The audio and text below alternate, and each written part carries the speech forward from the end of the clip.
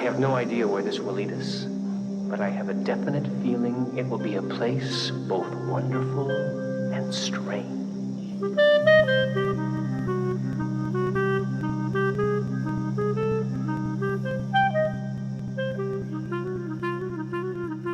Hello, and welcome to the Wonderful and Strange Twin Peaks Logcast. I'm Kalil, and with me today is the atom bomb to my frogmoth. And I'm the Unplugged Professor, and I don't know how...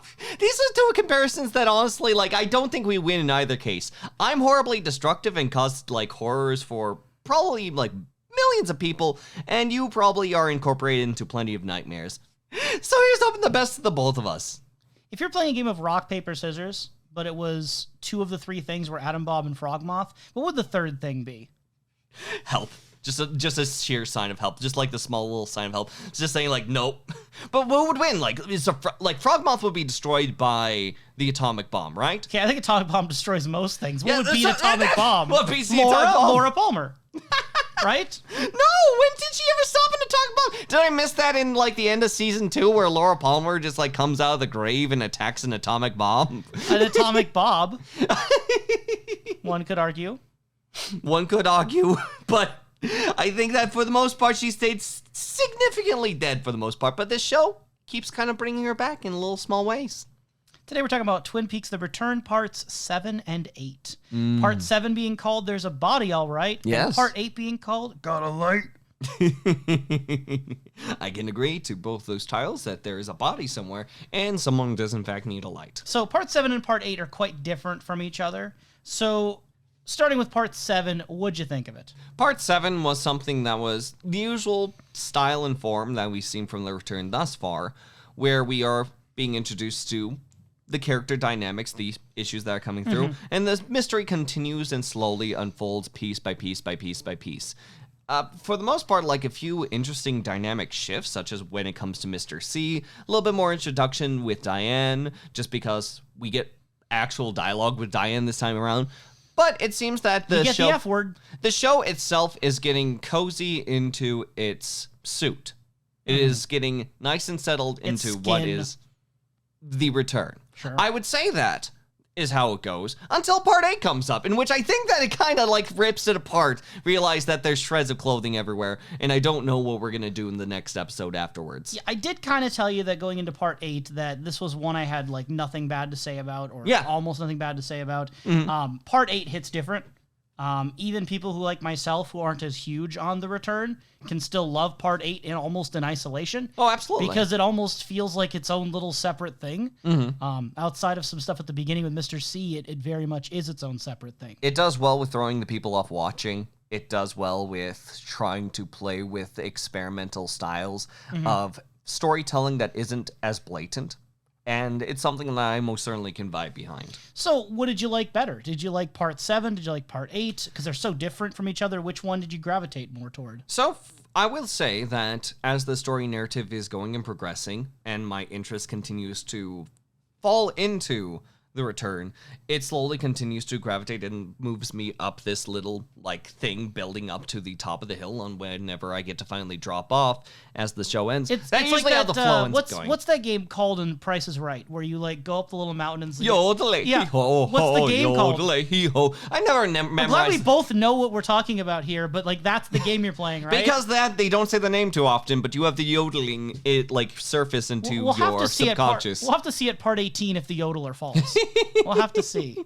We'll have to see, exactly. But for the time being, I've been enjoying my entire ride through it. Now, mind you, I will say that part 8, as a piece of media, is stronger. And that's where, the reference to better and stronger come into play whenever it comes to my mind. Something can be better when it comes to the support of it, the broad bones of it, and on how I think the episode is emphasized as its independent strengths.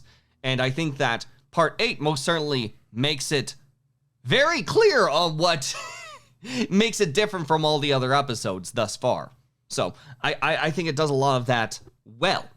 But I will say that if the episodes were switched around, as we've talked in off-pod, that I would still probably gravitate then to part 7 instead of part 8, just by order alone, because that's how I'm engaging with the story. for like Yeah, favorites. and this is something for longtime listeners. I was kind of confused about that back during the season 1 look back. Every episode he kept ranking better than the others. It turns out if I had just asked him to rank which episodes are stronger, I don't know. They wouldn't have been in that order. I don't know, because that's the thing though. Like with this show, for one, like I can't really reference the independent episodes without rewatching them go through the independents. Right. And at that point, like, that's not something I necessarily do or favor for. But in isolation, especially when you have something so different as Part 8 as with the other parts, it's far more clear and more distinct and easier for me to communicate my reasons, and also for me to come to that conclusion with my reasons. So Part 8 is stronger than Part 7. Yes. But if 7 and 8 were to switch, you would just like whichever one comes better after. Yes. You would that to me is just so wild. Because I do it not feels feel that way. because it continues to feel like the journey digging down. Obviously, there will be things that need to be switched up, even with the future and past, just to feel fulfilling with the narrative. But yes, no, it is the journey of constantly digging my hole, or digging my upside hole up the mountain where there's a yodeling man in the distance. Your metaphors are getting a little mixed here, aren't they? It's still moving in a momentum somewhere. And the act of the moving in the momentum is why I love long-form series such as these. I think I've been digging into a hole by redoing The Return, and I got a gasp for air and light during Part 8. The God of Light was me looking up, seeing the ray of sunshine fall upon me before the dark overcast returns, and I go into Part 9. So what you're saying is that Part 9 will be the point in which like all the foundation falls down and you'll be crushed to death by the earth. I will say, when I first watched The Return, Part 8 was a real standout. It remains a standout. While my feelings on The Return as a whole have soured more than I even expected, I like this less than I would have expected going in. I will say that Part 8 has aged very nicely, and I still really enjoy Part 8. I remember going from Part 8 to Part 9 with certain hopes and expectations, and then Part 9 came along, and I felt really underwhelmed. So if I had to pinpoint the exact location for when, in my first viewing of The Return, I started to be more about the whole thing, it would probably be either like parts 9, 10, or 11, somewhere in that string. Woo, we're going there afterwards. Wow, Let's so go. excited. Let's go. Because there were things I was hoping that would happen and directions I was hoping it would go that didn't happen. And at that point, we're halfway into the show. So I was kind of staring down the barrel like, oh no, we're almost yodeling our way off the cliff, aren't we? And if it sounds like anyone is distantly yodeling off any cliffs right now, that's actually construction. Yep, construction. The sounds of construction can be misconstrued and misconstructed as yodeling. And so our apologies that there may be construction outside. We're going to do our best to just move on. We don't know how long they will be here. They may be here for weeks. They may be Blood-curdling here for a few screams, days. It's calls for help. Those are just construction. It's the charming aspect of the location we live in. You know what's charming? Me. The disembodied head of Major Garland Briggs. Go on! Or at least, Constance's demeanor surrounding this situation and the general vibes. You know what I'm saying? Yeah, the general vibes of... Pretty chill. No. Between parts 7 and 8, one of the most chill aspects, I guess, is the military person talking about the headless corpse. That was pretty nice. Yes. Aside from the spooky woodsman that shows up at the end, pretty chill. It was something of a major reveal. Major Briggs reveal from her department, because for the most part, they've just been seeing his prints pop up randomly from time to time. But now there's actually been a body. There's a body, all right. Like, okay, where'd you find the prints? It's like, on the body. Which is a weird response, because you usually say it's like, at the scene of the crime. But no, Right. it was literally like, on the body. They bring her to the body. Turns out that there's a discrepancy that she later on reports that this man is in his 40s. Major Briggs will be in his 70s. That's a big issue. So there's going to be investigations likely that she pushes on to the other individuals. Like, you're not going to be handling this for long, because a 30-year discrepancy in a man they just recently found and a lack of a head. It seems like this is the time to go to the next tier of investigation. So spell it out for us, Professor. Why do you think he is appearing in his 40s instead of his 70s? What's up with that? Time discrepancies of the mythical nature. It's something where I kind of have to shrug and say magic, because that's kind of what like the mythical natures can be in the environment, where the future and past can get mixed up, where people can be shunted around timelines, where I've seen Annie Blackburn appear inside of Laura's area. At this point, it's the shrugging of magic and says, nope, you're in this timeline now. So why 40s? But now corpse. Though? Why 40s? Because this body, if it's going to be the discrepancy between in the 40s versus the 70s, that's going to be the 25 years later part. Okay. It's where like this body had an issue around this point, and now it's being shunted into the future around this point. Right. Yeah. And you've previously speculated the headlessness could be tied potentially into the head of Major Briggs being seen in the Mauve Zone. Yes. Maybe, maybe not. Either as a premonition or something very literal. So, which way are you leaning right now? When you see the head floating in the Mauve Zone, do you think Major Briggs is alive in that form of a floating head? I think I think that it's a way of communication. I think that he may be, his spirit carries on through his words, just like any dead person, their spirit carries on through their words, their thoughts. Well, some don't talk motivation. as much as this floating head does. He didn't talk that much, though. He said blue. So do you take it more as a ghost then? I take it more as a kind of ghost, more so the lingering essence like, of Major okay, Briggs. put it this way. If you were on a fan wiki page and you had to list on there whether this character was active or inactive. I will say is more of the passive thought and influence, such as the doppelgangers inside the Red Room, more than is a conscious entity. So I don't think he is a conscious entity. So if that's inactive to you, then inactive. Would you say Laura Palmer is active or inactive? It's what they determine is Laura Palmer is actually inside this red space, and if everything we see in Laura Palmer, I say that she's active, or at the very least active, until she found a nice, like, I suppose, like, little mosquito light off in the corner where she panicked, yells, but had to be compelled to the light before being flung to it to be zapped in the corner. Fair enough. She's got a light, that's for sure. That's for sure. Diane, also someone may be looking for a light for her cigarette. As we see, Diane is a chain smoker. Don't worry, Gordon Cole's gotten over that phase. Don't worry, Gordon Cole's good here. We get some encounters with Diane. I obviously off-pod expressed some mixed feelings about Diane, and even on pod, I think it leaked in last time a little bit. Kalil, fuck you. Yeah, it's not really mixed. Fuck you. I didn't ever think that Diane should be a character in the Twin Peaks world. I got a little bit iffy about it being in My Life, My Tapes. But now it's a character and played by a very good actor, but the dialogue is almost half F words. And as someone who doesn't really care for that too much, not out of any sort of like moral abstaining, you could swear in movies, but I don't find for myself that Diane swearing feels like creative, good writing. It feels kind of just almost edgy for the sake of just throwing in the F word all the time. I don't know about edgy. Honestly, like, I've had coworkers that have had, like, very specific vocabularies, and going into the more vulgar nature of it is something that some people just don't shy away from. The only time in which I thought it may have been like a bit too much was probably when it came to like the Agent TP interaction, where it's just like a blatant like, hey, fuck you. I was like, at that point, I'm like, okay, Diane, I understand you're upset. I understand that you have a favorite word, but at this point, let's vary up the insults, you know? Like, maybe you could take a page out of Albert Rosenfeld's book here. Albert Rosenfeld. Albert? I want to see a Scooby-Doo and Albert Rosenfeld crossover. Just the constant berating of Shaggy that he would do.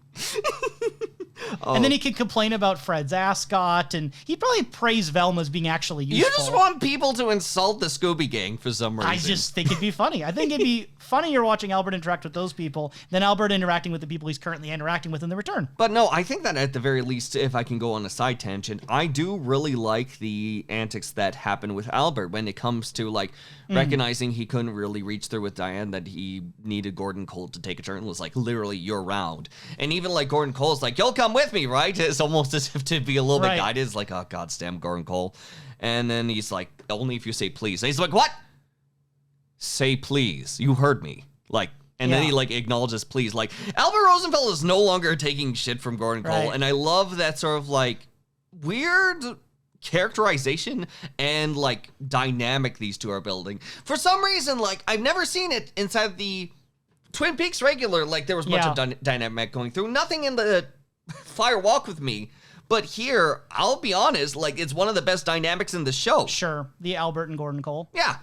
Going back to Diane, the only confirmed dialogue we've had from Diane before, if you consider it official, would be My Life, My Tapes. Yeah. And from what you remember of her ways of acting and speaking in that book versus how she is in The Return, do you feel like this is the same character? I know 25 years is a large amount of time. 25 Very large amount of time. Not only is 25 years... most of our lives. Yeah, 25 years is a long amount of time. And there was an inciting incident that happened between herself and Cooper. That was the last instance they interacted. Mm-hmm. That seems to be a mystery at the moment. So at that point, there's those factors to keep in. Not to mention that, like, Diane being inside the book, Diane's dialogue in the book, I'll also admit that it's not very present in my mind. I think that there were, like, very important things in the book that didn't come to mind. But I will say, at the end of the day, as far as someone who handled grief and literally everything's coming knocking at her door as she's trying to either move on or fester in the ways that she thinks she's best for herself, I think that it's fine enough characterization. Yeah. I think that it's kind of the easier decision on characterization, and I don't foresee us exploring much deeper into the characterization, which I think I would love to look deeper into it. But does it make sense for me? Yeah. What do you mean you don't think you'll look deeper into... I don't think that they're going to be looking deeper into the larger grief of Diane. I don't think that we're going to go into more of the daily life of Diane. I think that the most we saw of the daily life of Diane is literally at the bar and also at her home, and how she's, like, quickly snapping at both these individuals. Maybe we might have some form of flashback with Diane and Cooper, but beyond that, I think we're just going to have someone who comes off either as a nervous wreck or someone who is going to find relief later on. I'm not confident that we're going to be exploring Diane so much, but mostly because we have an extremely bloated cast at this time. So what do you think of Diane? I guess, like, having this character who's been mentioned and, I don't want to say rumored, but, like, spoken about for 2 seasons and kind of teased and hinted at, and now you get the character. Yeah. What do you think of her? I think it looks like she's someone hurt, damaged, and I'm curious about how she was those 25 years ago. I look at the character and I'm thinking to herself, like, I do really like the casting. If you had to cast Diane, if you absolutely had to cast Diane, I think that they did a stellar choice for who they decided for Diane. I think that they chose a very talented actress for it. But beyond that, it's someone who is still handling grief. If there's one thing that I hope from Diane, it's everything I'm hoping from Tammy Preston, and that is going to be a character that's going to be involved more in the dynamics that have those higher level clearances than Gordon Cole and Albert, because they are still newer, fresher faces, despite the fact that we had hintings of Diane in the background. I will say Diane seems like she has more of a personality and more agency than Tammy so far. Yes. Because one of the few interactions we get with Tammy in these 2 parts, and mainly in part 7 then, is in the plane with the fingerprints.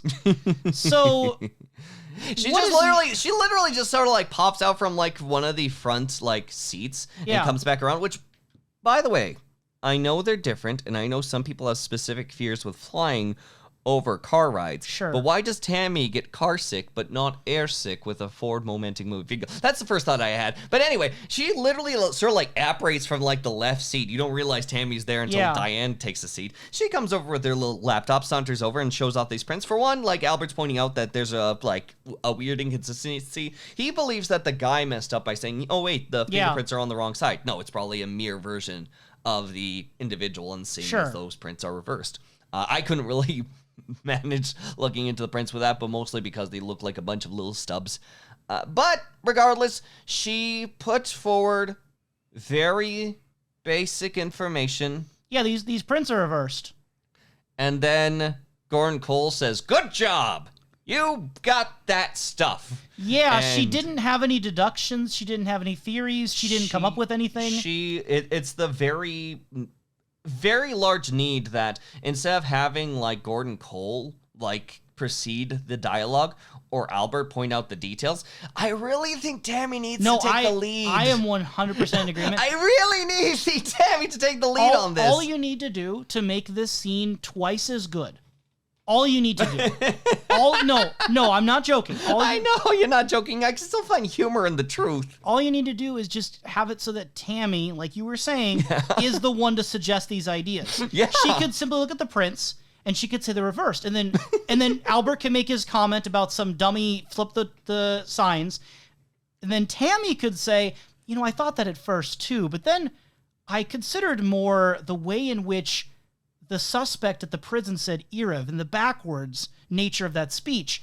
And it made me wonder if the prints aren't a mistake, but in fact, they are backwards. That's all she needs. Like, even if it's not that case and, like, tries to, like, put them together, I think that would be a nice bonus. It's believable. But something that would be also believable along with it is, like, it looks like they messed up and reversed the prints. But I could just say, like, no, look at this, like, this splotch right here where, like, there's a little bit extra ink. Unless they are literally photoshopping this stuff, like this seems to be like a new set of prints. Just something where she deduces it. Like, she figures it out. Because, again, we're told she has the stuff. But show us that she can figure things out. She has the because stuff. we've seen Chet Desmond.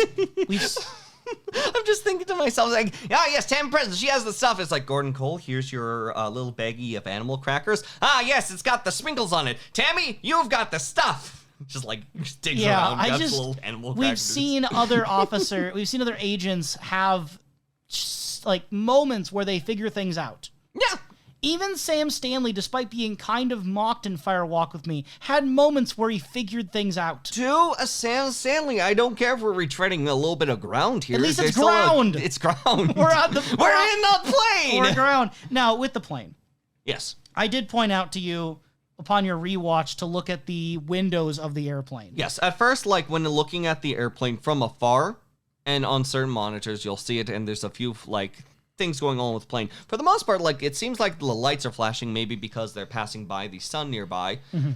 Still going to put that as a potential factor right there, especially whenever, like, editing to try to make things look nicer. But I will also account that it's especially bright on some of the reflections off of the light, that it almost seems like it has been purposely edited. I know that you have pointed out that it looks a little bit sloppy onto the edges. For me, I think that with the sheer brightness of them and the sort of like sporadic rate that the light is bouncing around between those frames, it's either A, going into more of the glitch aspects that's like constantly like showing that there's something under the surface going on with the return, or B, the use of common electricity where things are flashing, jittering, and saying like there's large lights coming from the place where Gordon Cole is known for the electricity. Ba-ba-da-ba-da-ba-da, David Lynch. If you don't know what we're talking about, if you haven't seen this before, if you look back in part 7 when they're on the plane before you even go inside the plane, there's these flickering effects with the windows, which could be caused by natural lighting on a plane, CG trying to imitate natural lighting,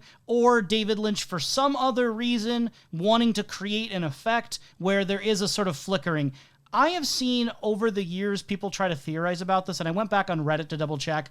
I remember people trying to theorize it was a musical instrument, and you're supposed to put your fingers on the holes of the instrument to the timing of it, and it was supposed to be Wyndham Earle's theme or something. I love the idea. It'd be so cool if that was the case, but it's been fairly debunked as far as I can tell, because the instruments that we're looking at don't have those numbers of holes. Like, it doesn't seem to imitate a real-life instrument that's very common. And then you've got the idea that it's a code. It's like a Morse code or like a binary code.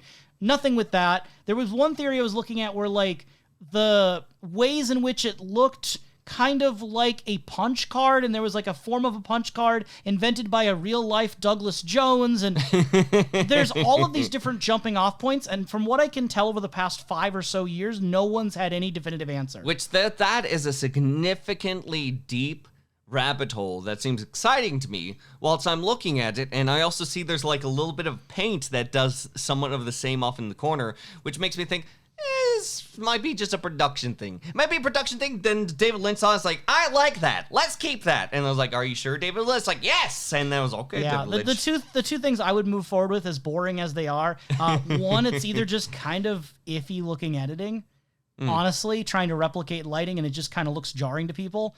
Or it was done on purpose to look jarring, and that's it. Like, it's just meant to look glitchy. And that could go to explain, like, why is Denise backwards reversed movement at the end?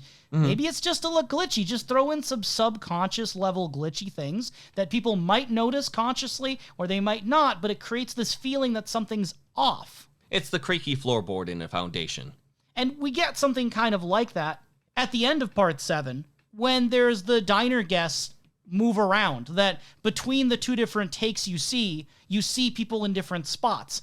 There could be some grand reason behind it, or it could just be to mess with you. It could be to mess with you. It could be a grander reason. For the most part, I can also imagine a case where, like, they get a lot of shots. Like, you usually get, like, a fair amount of, like, establishing shots to sort of, like, gauge, like, okay, this is the place you are, this is the environment, we'll use these. And they keep a collection of them, not only for the sake of, like, having, like, additional footage, just in case that they want to move back or, like, have something between the edits. But it's just, like, a good extra little security, and from what I understand from those pieces. So, to have another establishing shot with all these extras, but now seated in different positions, it just seems like it's just another one of those shots. Right. And maybe it might be a happy accident. Maybe there might be something purposeful that is also on this nth level with David Lynch.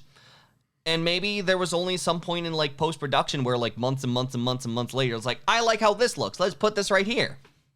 It's the fun magic of Hollywood. Oh, and it gets even more confusing because that scene was kind of theory fodder for a short while when The Return came out. Because on the subtitles of Showtime Online, when the show first debuted, when the man comes in, hey, has anyone seen... Okay, well, on the subtitles it said Bing. It sounded like Billy... but it said Bing in the subtitles. And if you listen to it again, it does come through as Bing. I will say that we're going back. You can hear it. You can hear it. If you are kind of looking for it, it helps. It's like that little, like, auditory illusion of, like, you will hear green style thunder if you, like, know the words. Green thunder? It's like, there's, like, this weird thing in which, like, there's this very computerized noise that you either hear papyrus as well or green thunder. I can't remember the actual... Yeah, I'll try to find this sounds audio. baffling to someone who's never heard of it before. Sorry. No, genuinely, like, there are frequencies, waves, and sounds in which, like, if you read the words, it will come off and sound like that. But when you replay the footage, is it someone saying green lightning? It's more so a computer is saying that. Okay, so it's not... Sorry. And then your mind tries to reinterpret it. I was imagining the sound of lightning striking, and you're listening, that lightning sounds green. And I'm like, what? Okay, now I think I know what you're talking about now. Yes, the mind will oftentimes repair itself or refocus itself on either the comfortable standards or something that it knows it's being directed itself to. That's the fun magic of the mind. Well, here's the thing, though. Bing was in the credits because Riley Lynch, one of the sons of David Lynch, played the character of Bing in the show in a minor capacity as like a one of the Roadhouse performers in the previous episode. So when people heard Bing and Bing was in the credits, it made curiosity start to bubble up. However, if you look at like the Z8 collection or like modern releases, it has been corrected. It does say Billy in the subtitles now. Yes. So who's Billy? Like, has it been corrected in a good means of faith, or has it been corrected for someone saying, no, actually, this is what it sounds like? I mean, it depends on how much you think David Lynch or other people who are, like, in the know. Like, did Sabrina Sutherland make sure Luhamsta didn't happen again? I'm inclined to believe the subtitle's meant to be Billy. But, like, who is Billy, then? And if it's Bing, why is someone looking for them? I'm asking Bing you... is also in the credits. I'm asking you... Yes. What do you think it means? Because, like, given the information you have so far, why does some random person go into the diner, ask for Billy or Bing, and then leave, and then eerie music starts to filter into the soundtrack? Bing is in the credits. Bing is available there, and otherwise Bing is not in the episode other by name. Is that correct? To my knowledge. Yes. He could have been shown on there in some small capacity. If he's been shown in some small capacity, fine, but regardless, he has binging on there, where he is in the credits. He is right there, and so as far as I know, he does say Bing. And in the respect of, like, why someone runs into this, either A, some future part to be able to get to later and figure out more, or it's going to be something like B, that there is something going on in the background with some of these stories being told. Like, I don't think that we're going to have, like, all... show don't tell. I think that we'll have some tell don't show, such as the drug problem that is happening inside Twin Peaks. So to say that there's more issues with the younger populace inside of Twin Peaks going on in the background, and there's some sort of like Twin Peaks story going on in the background of like what we're seeing as we're focusing on Dale Cooper and everything. Twin Peaks is happening just without us. Yes, exactly. Now, can I throw one more wrench into this that I probably could have mentioned earlier? Enjoy. So there's some context from a Salon interview with Mark Frost, and it's noted on the Twin Peaks wiki, which is how I came across it. Okay. That he knows that David Lynch intentionally changed the customers during the credits. Oh. He said that David Lynch did it intentionally. Good for him. But he's not aware of why. Mark Frost says that David Lynch did it on purpose. He's not sure why. All right. Do you believe him? Do I believe him? Yeah.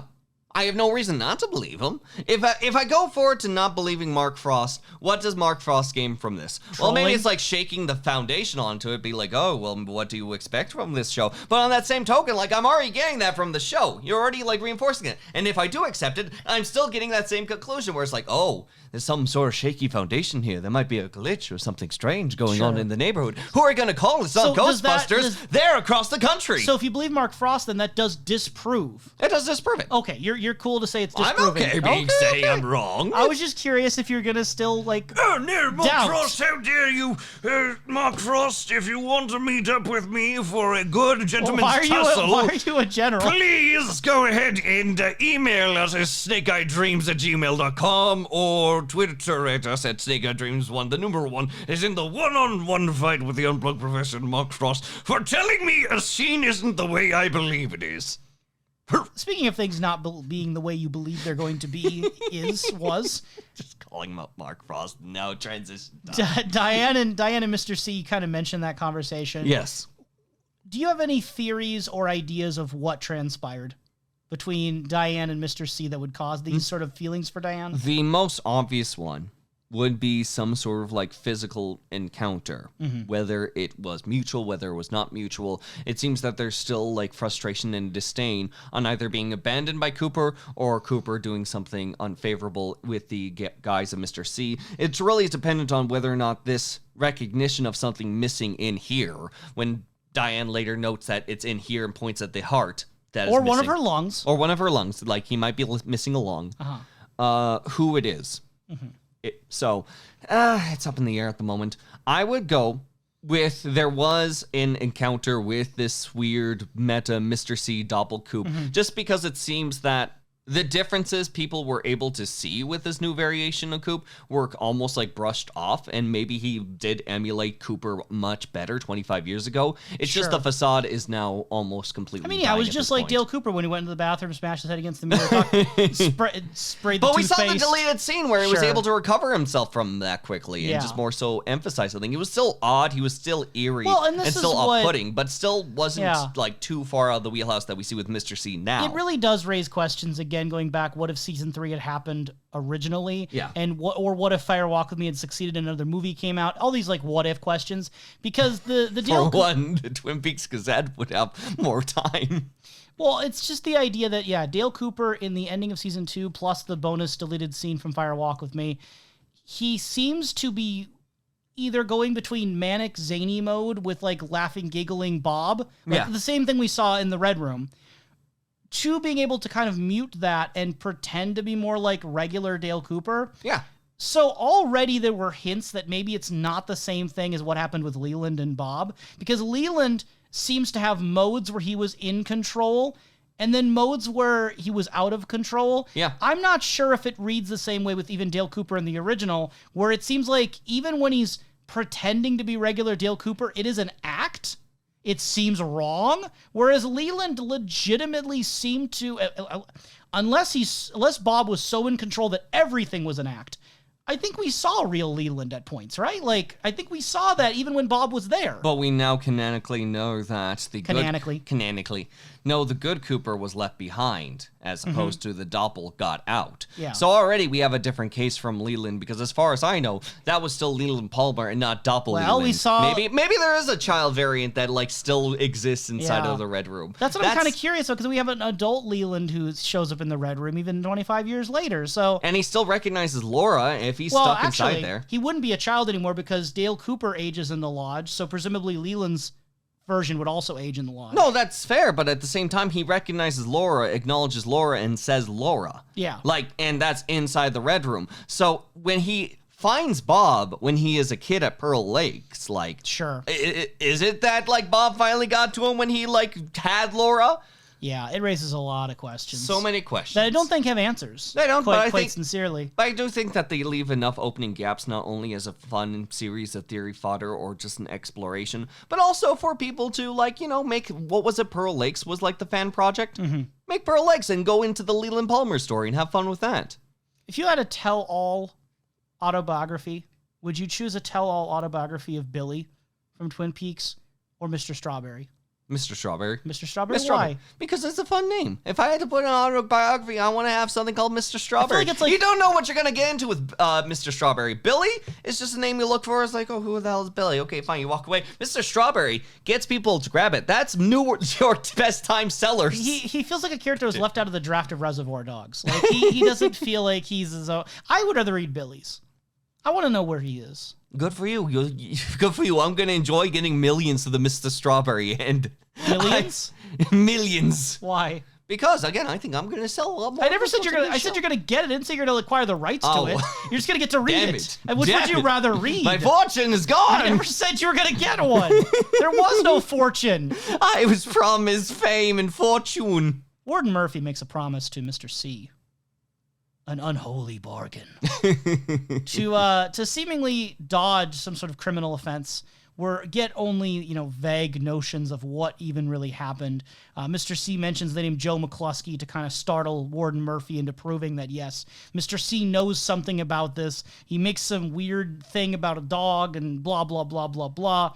Note, by the way, that Warden Murphy is played by the actor James Morrison, who also did the voice of the archivist in The Secret History of Twin Peaks. Yeah. So that was kind of cool, even though it's weird to hear that voice in a different character. I still don't know about the delivery usage of dog, because apparently he literally tore a dog apart, sent them off into different corners, and specifically for Warden Murphy, the other three pieces came with information against the warden. Yeah. In order to keep things sane. If that's the case, is it the means that Mr. C will kill innocents and tear it apart for the sake of his goals? Is that what we're going for? Because otherwise, Black dog does not run at night. The black dog cannot run anymore. Its legs have been ripped off. Oh no! Hopefully, it's dead.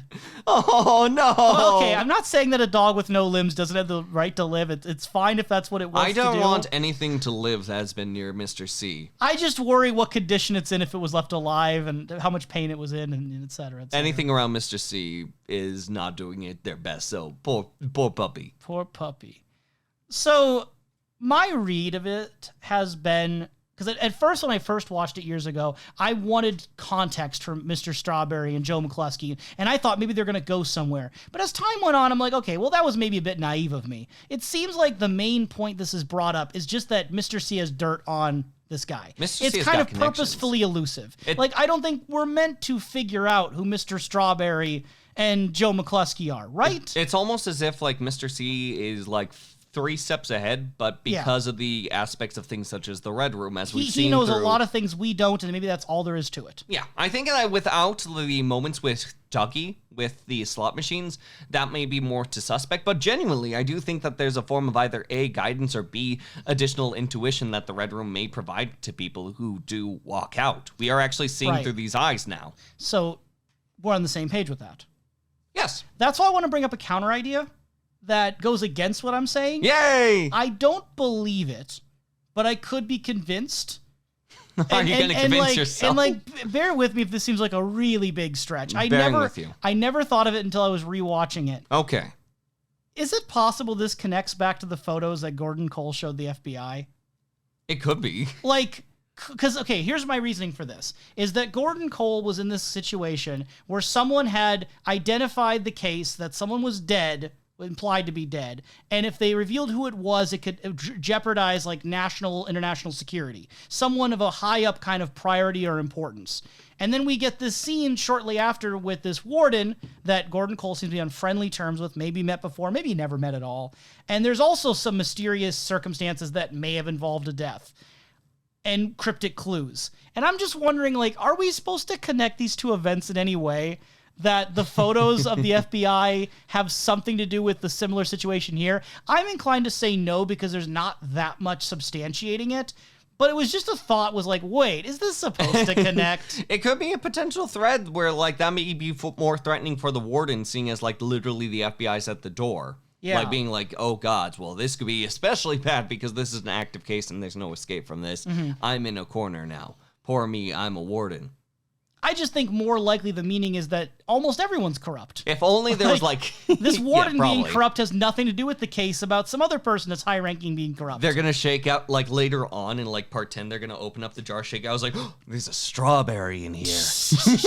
I'm not inclined to believe that Warden Murphy is that high up, right? He's just a warden of a random South Dakotan It has the letters MR carved into the strawberry. Who could this be? But no, I do agree. I think that it is a warden. I think that this shows the threat that Mr. C gives. And whether or not he's involved in the case in the background, like at that point, like, what? If he is, okay. If he isn't, there's just another crime. He did a crime.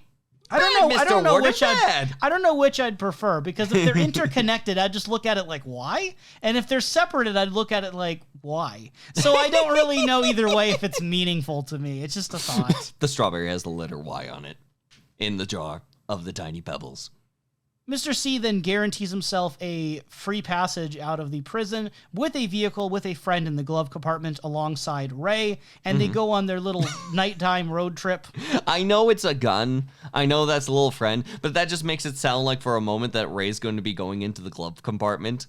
Just like Sandra, it's like, shut up, Ray. But no, it turns out like they are starting to drive along the road with everything in tow, and even like Ray's just like, I gotta thank you, Mr. C. Like, I was stuck back there. I appreciate you breaking me out into this. This does mean a lot, so thank you. And that's where, as like they're getting ready for the trackers, seeing a nearby license plate, texting out license plate, something else to follow, a different lead for them to follow, but it's a false end, a red herring for them to veer off from, especially with all the trackers on them. They continue on, drive. But yeah, it turns out that Ray's making it kind of blatantly clear that he's memorized everything. He's done everything Mr. C says, but he says that it could be a lot of money. Like, there's a lot of potential here. Almost like very blatantly saying that I'm Starscream, I'm ready to betray at any given moment onto this. And Mr. C kind of gives him the death. It's kind of his same stare, but I'm pretty sure that he just gives a death stare to everything. Regardless, Mr. C gives the death stare before saying, like, it's time to go to the farm, after emphasizing that, like, it's okay. The girl that we know, Daria is going to be okay. She's waiting for a call. Which clearly she's not. Yeah. I think that that's just him ribbing Ray to be like, yeah, no, you were on call with him. Right. Just like making sure that I know about this. Yeah. Playing up that power dynamic until they eventually park off to the side because Ray needs a leak. Now, here's the fun part. Because we see, like, Mr. C grabs the gun out of the gun compartment, and Ray and Mr. C walk into the car at the same time. Mm-hmm. Like, they physically go into the car. So unless there's, like, underhanding dealings going from both of them beforehand, they both went into the car at the same time. Mr. C opens up the gun, and he does check the bullets. He opens it up, looks, and all the bullets are there. All the bullets are nicely loaded. He gets up out of the car. Ray is finishing off his leak, and they're having that final standoff moment before Mr. C pulls up a gun, saying he just wants the numbers, trying to shoot Ray. Ray says that he has one up on Mr. C somehow, and then shoots him in response. And I'm wondering to myself, is that a glitch? Is it like the bad gun? Did he like say, okay, I'll pay you this amount of money if you put a bunch of pudding into the gun hole, and so it doesn't fire? Like, what was the preceding steps with this? Regardless, Ray's working for some guy named Philip, and probably foresaw this, or Philip foresaw it and spoke to him. Philip, note the name. But in any case, it's still funny to see loaded gun. Does not work. Shoot down Mr. C, and then seeing it on the screen, be like, well, Dougie, your job got a lot easier. Mr. C's down. Well, I guess the plot is it. Let's bring back Cooper. I don't know what to make of it. My best guess would be that, he had talked with Warden Murphy, or Philip had talked with Warden Murphy, and that there were some dealings to make sure that the gun would not work. Yeah. How exactly and what that entails, I could not tell you. Mm-hmm. I don't think it's meant to be an intentional glitch. I just think it's not clear. It's glitching between the realities where there's a gun with bullets and a gun with no bullets. Yeah, I'm not 100% sure. And just to be clear, do you feel like you have a knowledge of what information or numbers or whatever the situation was that Ray would have that Mr. C wants? If you're dealing with numbers, it's hard to say. Like, it could be a code to something. It could be something for a vault. It could be something more destructive, since we're leaning into, like, a nuclear bomb sort of situation. If he needs some sort of, like, air-based codes, sky-based codes. If it's going to be... I don't think it's anything that's going to be less than important than something as destructive or as lucrative to Mr. C, especially with Mr. C, what he's looking for, and the only implication we had for what Mr. C was looking for was from an atomic strike coming up in the next part. So, if he needs numbers, if he needs some codes, if he needs something to utilize for them, I think it's going to be in those two camps. Either destructive, or it's going to be lucrative. Because I think we did get it said with Daria back in part 2 or 3. I think it's part 2. I'm just struggling to remember for sure if it was stated, and then deciding even if it was stated if I should mention it or not. Completely fair, completely fair. Since we're in the field camp of unsure, let's kind of give a pause because it sounds like we still would be meeting with it in the soon enough future. So I don't know. With the way that this thing works, I'm better off honestly just looking up real quickly while we're talking if it has been stated. Very well. Because with the way the return deals out information, I don't know when it's going to state it again, if at all. Fair. Looks like it was said, if I'm going by the wiki description of things. Very well. That he had asked for coordinates. Coordinates. He had asked Daria if at any point coordinates were mentioned. And then that's shortly around the time that he brought up the card with the ant head on it, we'll call it. Understood. No, I think coordinates is fitting, and it can still fit into those realms, but I think that it can also It just gets more specific to what kind of numbers, potentially. Exactly. Maybe longitudinal, latitudinal, ratatouille sort of numbers. Still impressed that Ray is keeping it in the very firm vault of his mind and is able to keep track of them just because those random series of numbers down to the decimal point. Again, it's an impressive talent. So probably if why they he's been high up. if they are coordinates in the sense of like longitude and latitude, where do you think it leads? It's either going to lead to a destructive force potentially, or it's going to lead to a mythical force. Okay. I mean destructive or mythical, and maybe it's a little bit of blend of both, because Mr. C has a goal in mind. That's coming from the little playing card he has with little tiny horns, and it's likely that's going to lead where that place is. We'll pull that pin out within this episode. We'll pull that pin out around this episode. So before we get into the real meat of what gets weird with part 8. Yes. Mr. C's shot, he falls over. These 6, I'm going to call them woodsmen. These 6 woodsmen show up and start gathering around Mr. C. The way the Twin Peaks wiki described it is that they were tearing at his body. I guess I didn't know if that's what it looked like to me until I read that. Woodsmen are not these dark entities. Just as we're quickly grabbing onto this, like they've been present throughout the show. Like they're very dark-suited faces. Sure, one of them like had their head float off around Bill Hastings. One of them was literally walking through the hallway earlier in this episode when we were talking about the bodies. And the fact that that's walking by and stack electricity going through. At first, those scenes beforehand were very light, like, oh, there's these strange entities, strange beings that seem to be lurking around, maybe in this mythical realm. Well, they're pretty strange, they're pretty quirky, and then this episode brings them down, and they literally, as soon as Mr. C falls, like, to the ground after being shot, begin dancing about, coming out of the forest works, digging into the torso, and just like clawed hands, and like going deep into the tummy, whilst the other ones dig the blood up, smear it on Mr. C's face.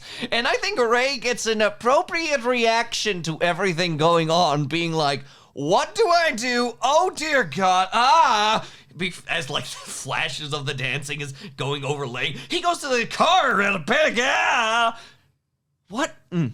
The biggest thought that I have in my head is going like, what are these? They are even more. This is the first time I've seen how destructive they are. I don't know. I found them pretty eerie. I think the intent was to be eerie in the past too, so I don't think they felt very calm or... They seem like an eerie element, sure, but there's a difference between like eerie in the funhouse of the guy lurking in the corner. I think they're eerie as in foreboding. I don't think they're meant to be funhouse, but maybe that's what you got from it. That's totally valid.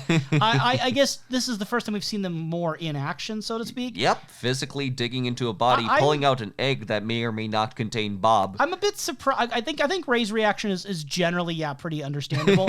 I do wonder, though, why Ray didn't try shooting one of them. I kind of would have thought that in the moment, if you have a gun in your hand and people are starting to advance, maybe you just shoot. I mean, the last guy that got, like... Here's the thing. If you shoot them, and they're willing to do that to Mr. C, I don't want to evoke the anger of the strange, dark-suited men that are willing to physically dig into someone else's body. I think that if I can get away before they notice me, I'm going to do that. So as they're digging, the Bob ball starts to, like, appear out of Mr. C's torso. Yep. And then at the end of all this, after we go to a musical number, Mr. C like sits up, presumably alive, doing okay. Yeah, which I wondered to myself, like, if a gunshot does not work through, and the Bob Ball is either taken, recovered. I don't know what happened to Bob Ball at the end of that, but he like sits back up, like, what's gonna kill Mr. C? That was actually my wonderful and strange question of the week. What's gonna kill Mr. C? So I'm gonna ask you that now and come up with a new one, hopefully by the end. What do you think it would take to kill Mr. C?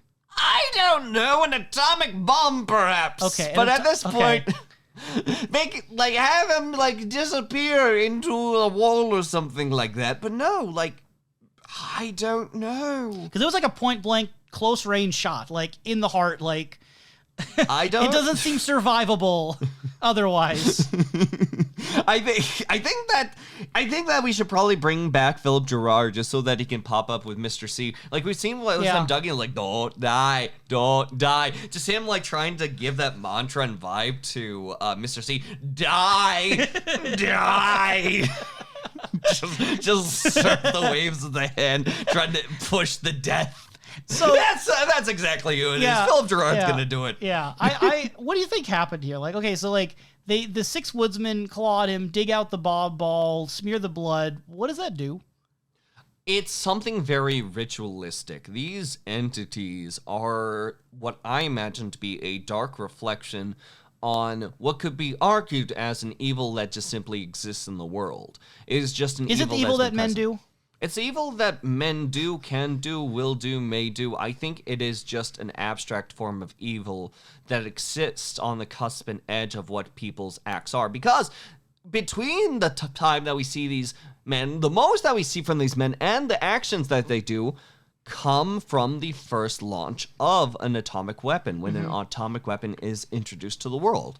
Now, argue with me which way you will with atomic weapons on like what they may do, but for the most part, atomic weapons are a very powerful force that can only bring about destruction, that can bring out a power dynamic and powers that can lead to very horrifying circumstances and have led to severe losses of life on scales that were inconceivable before their time. Obviously, wars do that, but not in an instance such as an atomic bomb. So having them pop through as a form of what David Lynch might use it as, like this potential like evil weapon item or the affects of like causing an amount of destruction with it of that power, and then these beings sort of like are speckled between these instances. Like it's not hard to believe that there's like a hefty amount of influence in the external part of the mushroom cloud. If you were like measuring radioactivity around the part where Ray shot Mr. C and the woodsman appeared, do you think you would like get a blip? Like, do you think there'd be radioactivity from the woodsman and Mr. C and Bob? Actually, yes, because for the most part, when we see the woodsman, we've seen them in 3 instances in this episode. One is with this weird ritualistic dancing. The other is wandering against a town. But there's one considerable moment that deals with a lot of flashing lights, that deals with a lot of electricity, in what seems to be an abandoned convenience store. Remember, the residents of the Red Room and/or Black Lodge come from above a convenience store. If we are to take some fun themes with the test launch and how that could even like be pushed out and affect the places around them, imagine them evacuating a space. So putting aside a space for people so that they can test these items, but then unlike less desirable people, those who may be homeless, may not have a place to stay, and hide away at the top of a convenience store themselves. Who's going to really warn them if they're hidden away off to the side and unconsidered, if they end up being evaporated, disintegrated within this small spot that they call their own home? And the overall black sooted appearance are similar to, say, for example, the black shadows left behind by those who end up being caught in the blast of a nuclear bomb. Do you think that Philip Gerard was the same thing as one of these woodsmen before? Like before he saw the face of God ripped off his arm? It may be. It may be either he was involved. Because he says he's Bob's familiar, and we haven't really got any clarity in what that means specifically, but these are people who seem to show up to save Bob/Mr. C. Are they familiars? I think that when it comes to like familiars, It may have been an instance that happened at that point, but it seems like these entities, these darkened-skinned individuals, very Dugpaw-like in some of the more what seems to be like dark incantation antics they deal with. I think that they existed before the physical manifestation of Bob, only because it seems that they were physically in a space. If we were to use the chronology of the material, they were in that physical space around the point Bob was spouted out of the egg vomit of the experiment. So at this point, we are fully in the White Sands, New Mexico, 1945, Part 8 realm. And it's all fair game at this point to bring up. So with Bob being vomited out of the experiment, right? Yes. And if we go by the credits, it is listed as the experiment. Yes. The same name as the entity that was in the glass box. Now with less, malformed, mushroom head and more tiny little horns on Roundhead. Yeah. More on that in a second. What I was going to say, though, is that some people interpret Bob coming out of the otherworldly spiritual vomit. Mm-hmm. Some people assume that is going to be the birth of Bob, and some people may assume that that is more of Bob just changing locations, being vomited out to a new place of Earth. Mm-hmm. So do you take it to be the birth of Bob, like Bob is just born out of the vomit, or Bob pre-exists the birthing of the vomit? It's mostly the shape of it. So the shape of it seems very egg-like. The shape of it would seem very egg-like inside of the torso of Mr. C. So I'm going to go with birth. It doesn't mean that there wasn't something like Bob that existed beforehand, but at the very least he was introduced or reintroduced in this fashion to the world. So did Mr. C just give birth like C-section Bob? Basically. Because the woodsman cut him open and pulled him out? It depends if they pulled him out or looked at him, make sure, okay, everything's okay in here. Put the baby back in. And re-stitched him. Please don't put the baby back in. I want my baby back. Oh, no, baby back ribs. Oh, no. Okay. So you're interpreting birth with the vomit, and then probably not second birth with Mr. C, but more checking if baby's okay. All right, go back in there. It could be either case. It might be. In any case, it's an introduction to Bob, which, as far as we can interpret him, is an evil entity by our standards. Yeah, by most people's standards. I mean, considering the things. I don't know if Bob thinks he's evil. I'm not saying it doesn't matter if Bob thinks he's evil. That's fine. He doesn't have to think he's evil. He kills people. Pretty clearly bad. Yes, he is very clearly bad. He does bad actions. It's just the questions of dealing with an extra-planar, strange entity based on metaphor. Is it evil in a cosmic evil sort of way that there is a good and a bad, a white and a black, and that is the exact binary? Exactly. Or do these entities exist in some sort of realm so outside of humanity that they don't follow our moral codes and our forms of conscience? I get what you're throwing down. Yes. Garmin Bosia. I don't have much to say about the atomic bomb detonation. There's It's very pretty. A lot of and I think it's an obvious comparison, but it needs to be said. The 2001: A Space Odyssey comparisons. Cool. I haven't seen it. Okay, but you kind of have by seeing this. It's very reminiscent of the kind of imagery you get at certain points in 2001: A Space Odyssey. Yes. In that they seem to be good cousins. Good. You could put a black wig on and then murder the person again, and it'd be like. They're very closely related, and I would if David Lynch told me personally that 2001: A Space Odyssey was not an influence on Part 8, I would distrust it. Even if he told me personally, it's so much Stanley there. Kubrick, who's that? But I will say it does stand on its own. I do think he does interesting things on its own. I don't know how much is David Lynch and how much is like his visual effects team beyond him. Mm-hmm. I don't want to give him all the credit, but it seems like he should get a lot of credit, right? What if all of this was remade, but through Dumbland?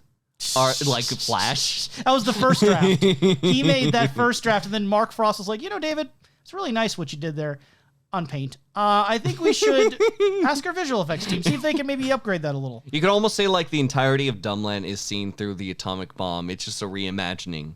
I think Dumbland brought you closest to Bob out of any of the pieces of Twin Peaks media or David Lynch media. Yeah. It really showed you total depravity. Help! My teeth are bleeding.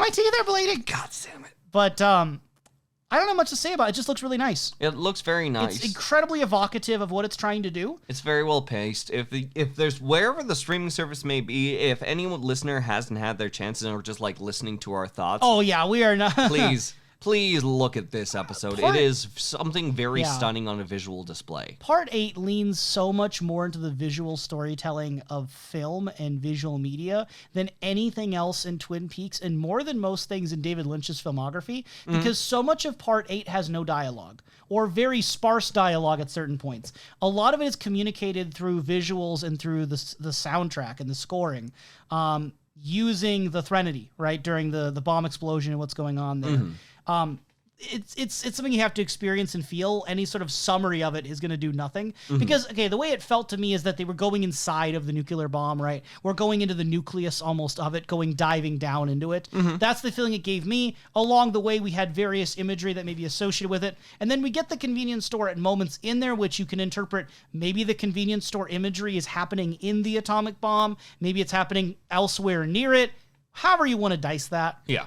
And then we see the experiment vomiting out Bob in that cloud. Do you take the vomit to be happening within the cloud, or is the cloud itself the nuke? Like the vomit, like... I think it's one of the most metaphorical points of it, because I think that there's a physical entity inside of the explosion going blah into the I mean, there could be. Like on a like on an incredibly small microscopic scale. She really grew up in time about the 50, 60 years later to really slash those people's faces. She really grew up from the atomic size. But no, I think that this one is where we lean more into the metaphorical, where we lean more into what happens in the cause of this being tested, this being proven, this being part of the world now. That the birth happens in a very vile and revolting way, where it's just is like coming out of the throat. Wow, life finds a way. Why are you trying to make it sound so disgusting? Because literally coming through the throat with what seems to be some weird, like, threading Maybe that's and how webbing. That creature's species, if there's a species... I don't think the species likes how the birthing happens. I don't think many species like how birthing happens. That's completely fair. There is a very important detail potentially here, right? And this is something that I also brought up to your attention to look at. Tiny horns. Tiny little horns. Now, be honest with you. Little horns. I never noticed that the first time viewing it. Yeah. You didn't notice it the first time viewing it. Would you have noticed it the second time if I hadn't mentioned it? Second time if you hadn't mentioned it? Maybe not. I don't think so. I don't think so. I think for the most part, I'm focusing so much on other visuals going on that I may have acknowledged. Maybe there's might be one point where my curiosity is like, wait, there's no lumps there. Then I look closer and it's like, oh, things are in place I wouldn't of have lumps. noticed it until someone else mentioned it, like on a Reddit thread or some Facebook thing. Yeah. So when we see the experiment vomiting out Bob, in some of the shots where the experiment is closer on the screen, if you look closely, have high quality visuals from like a Blu-ray, and you're in a decent enough lighting situation that you can see it, there are two antennae on top of the head, the circular-looking head, oval-shaped head of the experiment. Tiny little horns. And it is so clearly the same kind of shape to me as the playing card image that we saw with Mr. C and Daria, when Mr. C said, "This is what I'm after." I would call this to be as clear of an answer as physically possible from what we've been given so far, that this is what he's after. Now, what that means exactly is a whole nother thing, because that seems where Bob came from. Part of Bob or Mr. C is looking for the source. What that even entails, what would happen if he did come in contact. Like at that point, is he looking for something with the experiment that is either adjacent to the MOV zone, where it comes to someone who seems a lot like that entity and their doppelganger? Is it looking for specifically that entity born from a nuclear Or is it looking incident? for a nuclear bomb? It's looking to detonate a bomb. Yeah. And it could be either of any of those cases. What my mixed feelings are, and leaning a bit negative, I love Part 8. This is the only grievance I might bring up. And feel free to call me out on it if you want, Mr. C or listener. If this is meant to be an important reveal, I wish it was given some more emphasis and clarity in the visuals to make it apparent, because neither of us probably would have noticed this if someone else hadn't pointed it out. And we're fairly astute viewers of the show. It's just that it's really hard to see. It's like genuinely very far back. And if we're meant to like, whoa, this is a huge moment, this is supposed to be a realization of what Mr. C is after, I wish it was made bigger. The flip side of that, though, is that if this doesn't matter, if this isn't a big deal, then why? Why make the Mr. C playing card emphasized so much as like, this is what I'm after? Why build it up if the payoff is so unimportant? This is where I genuinely am kind of caught at a crossroads where I'm like, if this matters, make it more apparent by just a bit. It's okay to reward us for paying attention, but make it something we can see. And if it's not important, maybe telegraph that a bit differently. Meanwhile, allow me to be the devil's advocate, but I do genuinely believe in this. I love this. I love that there's a small detail, something that you can connect from something far before, mostly because I'm involved and I really do love things such as the ARG community. Whenever it comes to people sharing stories in pieces over long periods of time, where small pieces and details can come up for people to try to crack in a sense of either individually or together, where like there is a story, a complete story that's on the surface level, but there is a deeper story and narrative that you get while you're dragging out more pieces, and you can speculate a larger narrative from it. I think that there's a fun bit of engagement that David Lynch may be tapping into in it. Haven't seen all the series, but from what I can tell from now, and unless this little tiny horned being is going to be a lot closer to the screen, it is something that's tapping into that for me, and I'm having fun looking into that and playing more with speculation in my mind. Not a complete thought yet, mind you, but I do think that there's a place, home, and an audience for things such as this. Now, that's the big question now, is the surface level story satisfying enough to carry these smaller details to dig into? There's a certain Bugs Bunny gif that I've seen floated around where he purses his lips and a word appears on the image. And I'm not going to say which one it is. It could be any word. You could imagine any word you want. Man, it must be really hard to purse your lip and say yes. Yes. Yes. Time will tell for me, but we shall see. We get what appears to be potentially the Mauve Zone again. At least that's how I'm interpreting it. Oh, with yes. the purple sea going toward this rock spire with this building. Yeah, nope. And the fact that we're later going to see a bell inside there. No, this is almost like definitively. All they had to do was like slap the Mauve Zone at the bottom place. What makes it kind of confusing, and the reason why I even bring that up, though, is that it seems like we go inside that building and then it's a black and white area. It's almost as if we literally take the camera, physically push it through a window, and we're there. Yes, no, we are there. What I'm getting at, though, is that the other Mauve Zone locations were kind of basked in the sort of pinkle? Oh no, Tim. Pink or purple lighting. This is black and white. Assumably, is this future, is it past? Does like color change in those respects? Right. Or is it in a different wing? This is a big place. It's a big, giant, vast ocean. It could be an ocean of consciousness. It may not even be a literal ocean. Yes. And in fact, the more I say that, the more that makes sense. So, thinking of substances and what they consist of, you have previously speculated that the black and white scene with !7/ the giant and Daleth Cooperth might have been inside of wood, inside of perhaps even the log itself. Yes. Now that you've seen this black and white zone, do you think this is part of a log? Maybe. If we go for the stream of consciousness, maybe. The stream of consciousness that is log adjacent. It's likely the same zone that Cooper ended up like stopping by quickly. It's very likely that same spot. I don't know how much the question mark can move around, especially with the existence of the giant, or if the giant somehow like evolves into like, well, this is where like the precursor giant comes from. Part of the reason why I ask is because I actually found what I thought was more convincing evidence in this scene than the previous. In the sense of, I thought the floor pattern in the theater area looked kind of like wood. Ah, I see. I was just curious if you got that same impression. I actually was not looking too close at the flow pattern. What? Okay. I was looking. Professor. There was a lot going on. Bear with me. I was looking into the theater, and what I was assuming from it, going a little bit ahead into the theater, I was thinking, oh, this looks a lot like the theater from Mulholland Drive. And I thought, oh, hey, maybe they're trying to do something with that, especially with Liz you had connection. The wood theory. I'm surprised you weren't looking for wood. Why would I try to look for, like, okay, one thing that I don't like doing for myself is trying to add up evidence for my own biases. You follow a lead. I didn't That's follow what it the is. lead. Okay, This looks like a new lead. This seems like a different murder. Imagine if detectives did that. We're like, well, we found some evidence at the crime scene that might indicate that the murderer is Jeff, but I don't want to play into my own biases, so I'm going to not look for any more evidence. This is a different dead body right now. We got new bodies in this There's space. a body, all right. Maybe it connects later on. I'll get my boards ready. I'll get the strings ready. I appreciate it. But Anyway, I would say that there is still that textural element to some of the surfaces that we see, and I do think that some of the floor patterns and like areas kind of look like wood patterns, and I might have to run them by you later to see what you think of them. I'm excited. Because I thought it actually lended some good evidence for your theory. Yeah, I'm glad to hear. I'm glad to hear you're telling me I'm right instead I'm telling me I'm right. Because at that point, I don't need the personal biases. You're getting them for me. But like, what if You're saying I'm correct, and that's all I need at the end of the day. So, a woman, who the credits call Senorita Dido, listens to a Is phonograph. it Dido or Dido? I'm assuming Dido off of the person, The person being... the historical figure Dido. And who is the historical figure named Dido? It's like this Greek thing. I don't know the whole like story. There's also the late 90s, early 2000s pop singer Dido, who known for her hit song White Flag. Okay. Also featured in a Eminem song.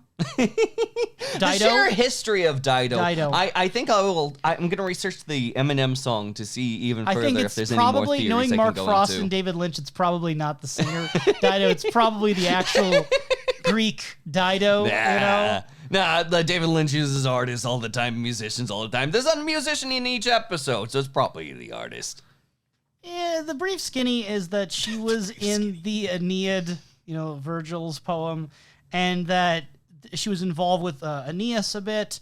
Again, Aeneid, you'd imagine, wouldn't you? Yeah, she's just kind of this clever character who ends up escaping her brother, who's Pygmalion, who ends up discovering that he was responsible for her husband's death, and she ends up becoming this like leader with Carthage, and that's the skinny here. But there's a whole, you know, informational page on Wikipedia that I can read see. off. But So is there any Greek connections to ?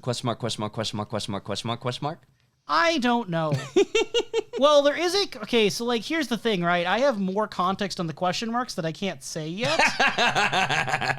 But I do have theories with the question marks, but yeah, not right now. Nothing I could say at this time. It's in our house now, etc. Jokes, etc. Yeah, but right now we're literally inside of what seems to be Dido's house, her house, and we have all sorts of like lovely dabbles and doodles and doubles that make up this Very musical. Very musical because there's literally a gramophone going off in And the final. a bell? And the same weird bell with two weird gauges on it that we saw from the top of the house that had the little electricity lever, but it also has buttons apparently too because it starts making some sounds. And the giant is able to float and spew a cloud of gold out of his head. Noticeably, the gold orb that comes out of it looks like three things I want to point out. One, it looks like the golden orb, very reminiscent of like a Wizard of Oz bubble, right? It kind of looks like the bubble that like the good. Yes, it does. Yes, it does. Yeah, it's just a ball. Both are balls. It kind of looks like a golden egg that a golden goose would lay. So you shouldn't kill the golden goose with the golden eggs. No, this looks more spherical. Laura Palmer. The third thing is it looks kind of like the golden glob that was in the nuclear bomb. Oh, actually, I do take that one. Golden glob that looks into the nuclear bomb, and by extension, the little round bauble that we see earlier in the series that comes out of the Dougie. Yeah. Like the use of golden spheres, I'll accept those. They're being filed into the appropriate spots. It's acceptable. We stuff the ball in the cabinet. And reflected in the image of the golden ball when Senorita Dido is holding it is Laura Palmer's face. So we got the Bob ball and we got the Laura ball. Yeah, and then we have this weird golden ball with Laura inside of it. Men in Black ending with the marbles. Anyway, don't worry about that if you don't know. In any case, like this was still a wonderful setup and scene, mostly because for one, the theater that they ended up walking into, as opposed to the fancy room going into the theater, they are replaying the events of the show. Where most specifically the nuclear bomb. The nuclear bomb point before like a few new bits of footage come through, but it's like paused on like Bob's face, almost as if Mr. Question Marks looks onto it and understands what must be done before he starts There's ascending. An alarm that went off before all this. Yeah, which he presses a button on the machine. It has buttons, it has levers. It's a very complicated bell.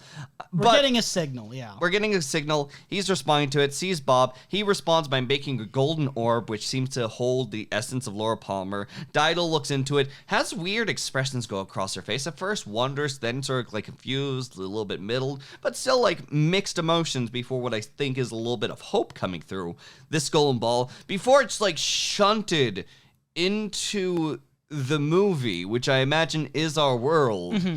Does this place exist beyond the fourth wall? Does the Mauve Zone exist in between, like, as a filtered line? It exists in Invitation to Love, actually. It's there. That's where it's at. But yes, like, if there's a point where, like, there's Twin Peaks, the show, ourselves, does the Mauve Zone exist between those realms, seeing as they can shunt it into the footage with the ball? This is where I think Twin Peaks is a really strange beast, is that I have to, at this point, be led, well, I don't want to say I have to, but that's where I am led, is to two different kind of contradicting but kind of complementary conclusions, is that there is a real mythos of real entities, whether they appear as aliens, or appear as giant owls, or appear as waiters talking about milk in your hotel room.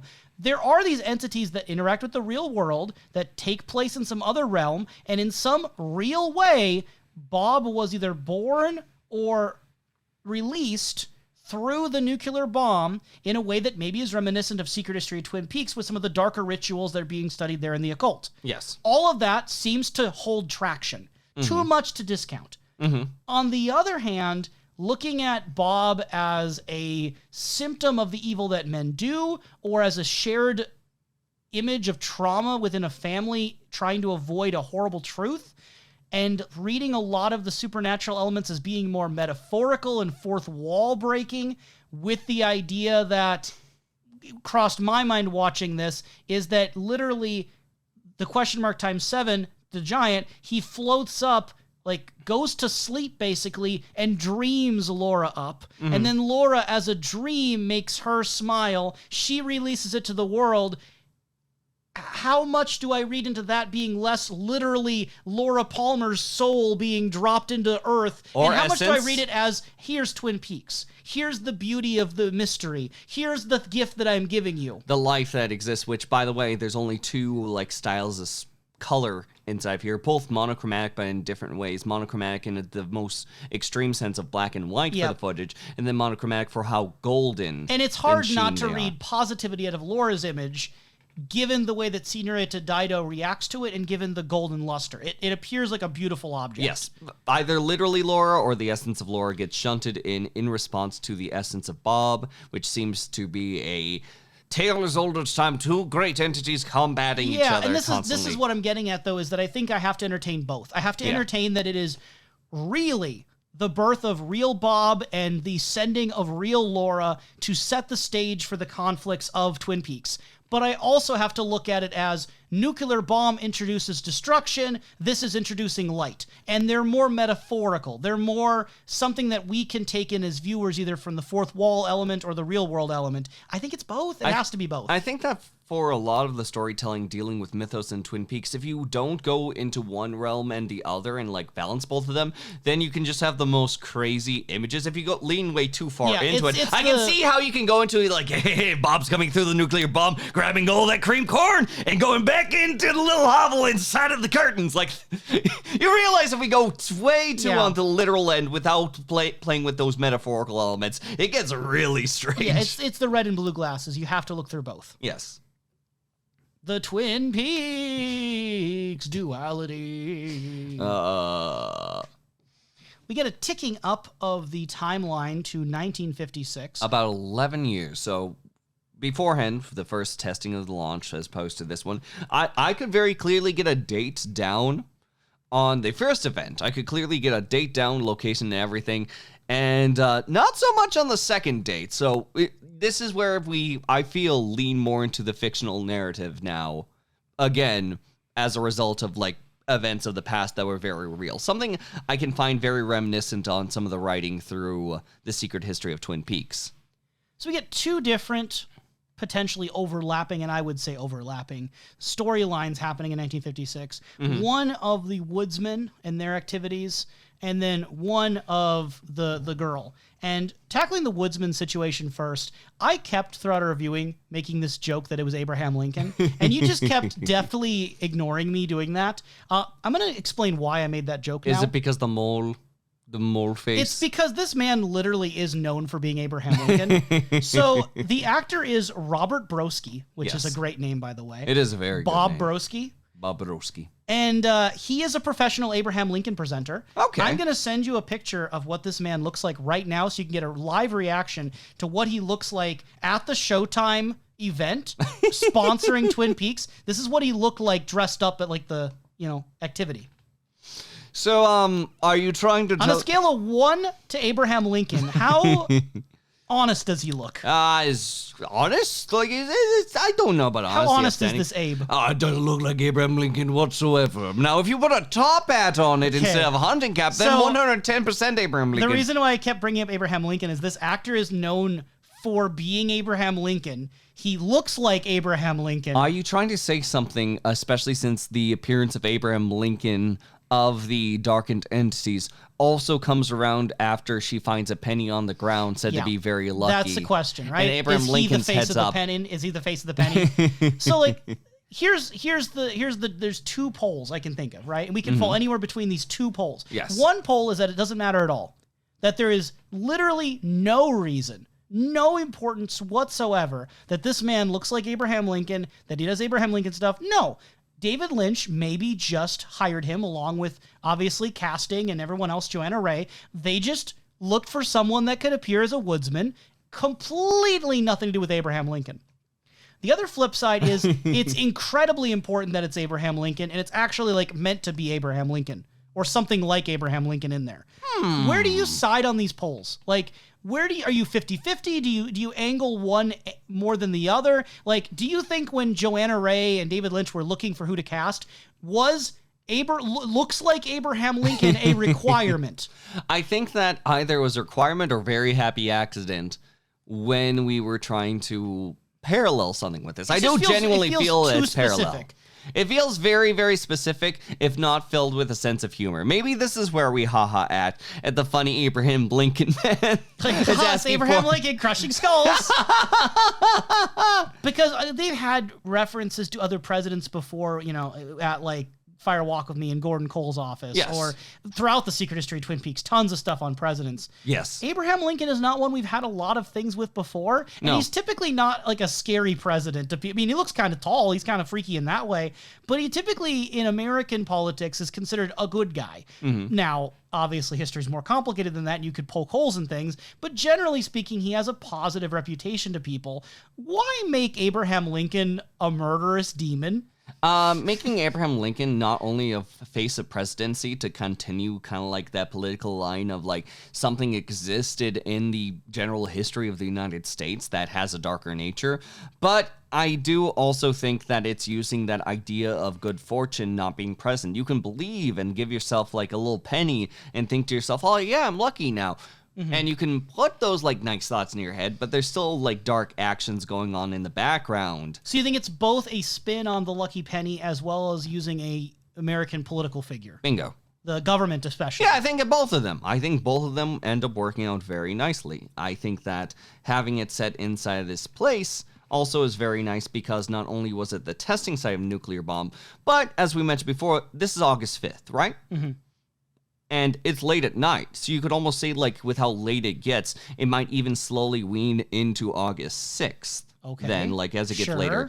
August 6th, 1945, 11 years earlier than this, was when the bomb dropped on Hiroshima. Okay. Like having some sort of like anniversary of that going through, and whatever this like year lines up, it's very close to the date and it's very suspect, especially if we're introducing nuclear bombs around this point. So if like late night on the radio as someone's closing up a diner, no one's there, I'm imagining they're closing up for the night. Someone's working late night on a car, and some kids are coming back from what seems to be a party or something and ending their night as well, as evil is slowly being introduced and this voices coming through to them.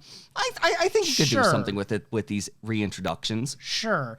Quick side note, by the way, the music that is played is My Prayer by the Platters. Because fate and coincidence are very fun to play with, whether they're intentional or completely by accident, the group, the Platters from the 1950s, had a singer named David Lynch in the band. David Lynch was a member of the Platters from 1952 to 1970. So, did David Lynch, the director, know that?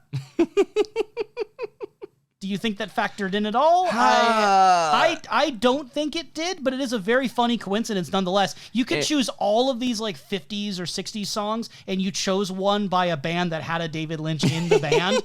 It goes back to the theories about like Douglas Jones, where it's like, I don't know if that was intentional, but like it's weird. I'll give you that. I don't know if it's intentional. I don't know how much plays with coincidence. How much do we put in coincidence for the dropping of the atomic bomb being handled and a statement made by Harry S. Truman around the time when dealing with atomic bombs, and how much were atomic bombs intentional prior to the return? Right. Like, how much do we coincidence whenever people are handled here? How much do we coincidence with Abraham Lincoln? At this point, I think David Lynch at one point may sit inside of his chair and maybe have a little chuckle on like how much either is happy coincidence or not. I genuinely wonder how valuable it would be if we were to get our hands on like early drafts or ideas of Fire Walk With Me from when we had the idea of the nuclear bomb being even brought up there. Like, what would Fire Walk With Me's version have been like? Yes.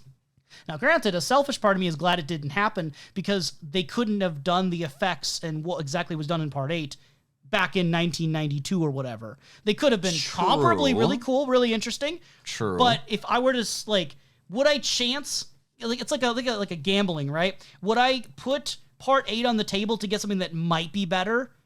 I don't like my odds. I'd rather keep Part 8. No, thank you. It's like the white elephant present thing, you know? You ever do the white elephant present game? I've heard of it. Where like everyone opens a random present from someone, and then you can like, depending on the rules of the game, you can either trade yours or keep yours. You never know what you're gonna quite get. This is the gift where it's like, well, this is really good, and like theoretically, yeah, there's a chance something's better. I'm gonna hold on to this though.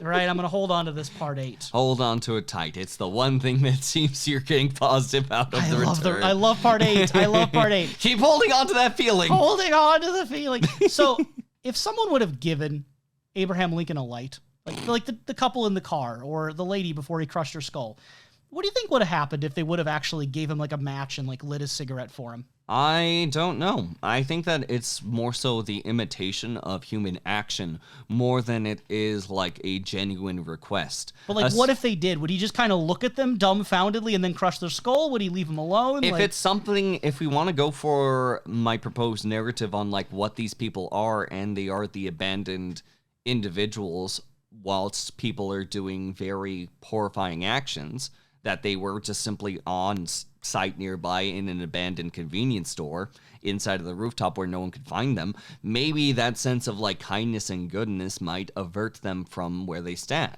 Like for everyone else that they've come across, sure, there's like a smiley little face happening, and sure, likely that news person would end up later that day talk about the bombing of Hiroshima on broadcast, but both of them were killed off too soon, and the one person ended up getting away.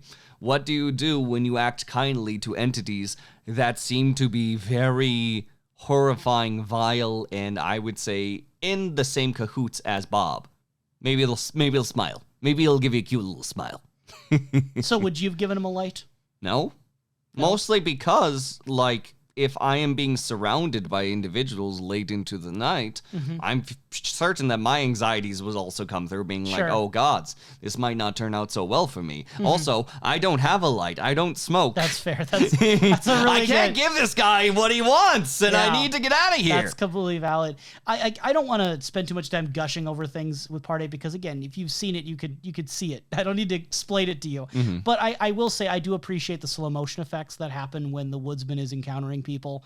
The sort of off disjointedness with the visuals and the audio. Like the woman in the passenger seat screaming, I think it's very effective at building mood. I think pretty much literally everything in part 8 is effective in building mood in a way that is like showing that David Lynch has still got it. Like he can do this and can bring it, and it's really, really good when he does. Do you have any sort of interpretations, if there are any, to glean on the radio station KPJK? We've seen like initials being used creatively before, where like in the Welcome to Twin Peaks, they had the initials for Mark Frost, David Lynch, right? So, or Mark Frost, David Lynch Productions. I can't remember the exact situation. Do you think KPJK mean anything? Not that I know, but mostly because the usage of the letter K is something very rare, and I can't think of many words that start with K. The Kyle MacLachlan is called Kale. Yep, Kale, or it could be Kyle. Kyle. Yeah. Pooped. Just kidding. Great. Well, the Kyle Poop Just Kidding office is invaded by Abraham Lincoln. Look, you got a better one. The Kyle Pooped Just Kidding gets invaded by Abraham Lincoln. Where after, like, he's able to kill the receptionist and comes up to another guy and put his hands onto him and cause, like, probably, like, slow, like, head compressions of, like, slowly cracking the woman's his head was a skull. lot softer than the guy's head, apparently. Apparently. There is a phrase that is repeated over and over. Kalil, why don't you take it away? Be eloquent with us. This is the water, and this is the well. Drink full and descend. Is that what you're looking for? Not just that. The horse is the white of the eyes and the dark within. That too. But I'm sorry. I'm sorry, Kalil. I say the horse is the white of the eyes and the dark within. Woo! That's a little less goofy than I was going for. But No, I had to balance it out. That's fair. I had to like even it out. But no, this seems to be something like when you're dealing with the horse is the white of the eyes and the dark within. It's really hard not to think of the pale horse, right? It's hard to not think of the pale horse. And if it's not supposed to be the pale horse, it's almost too on the nose.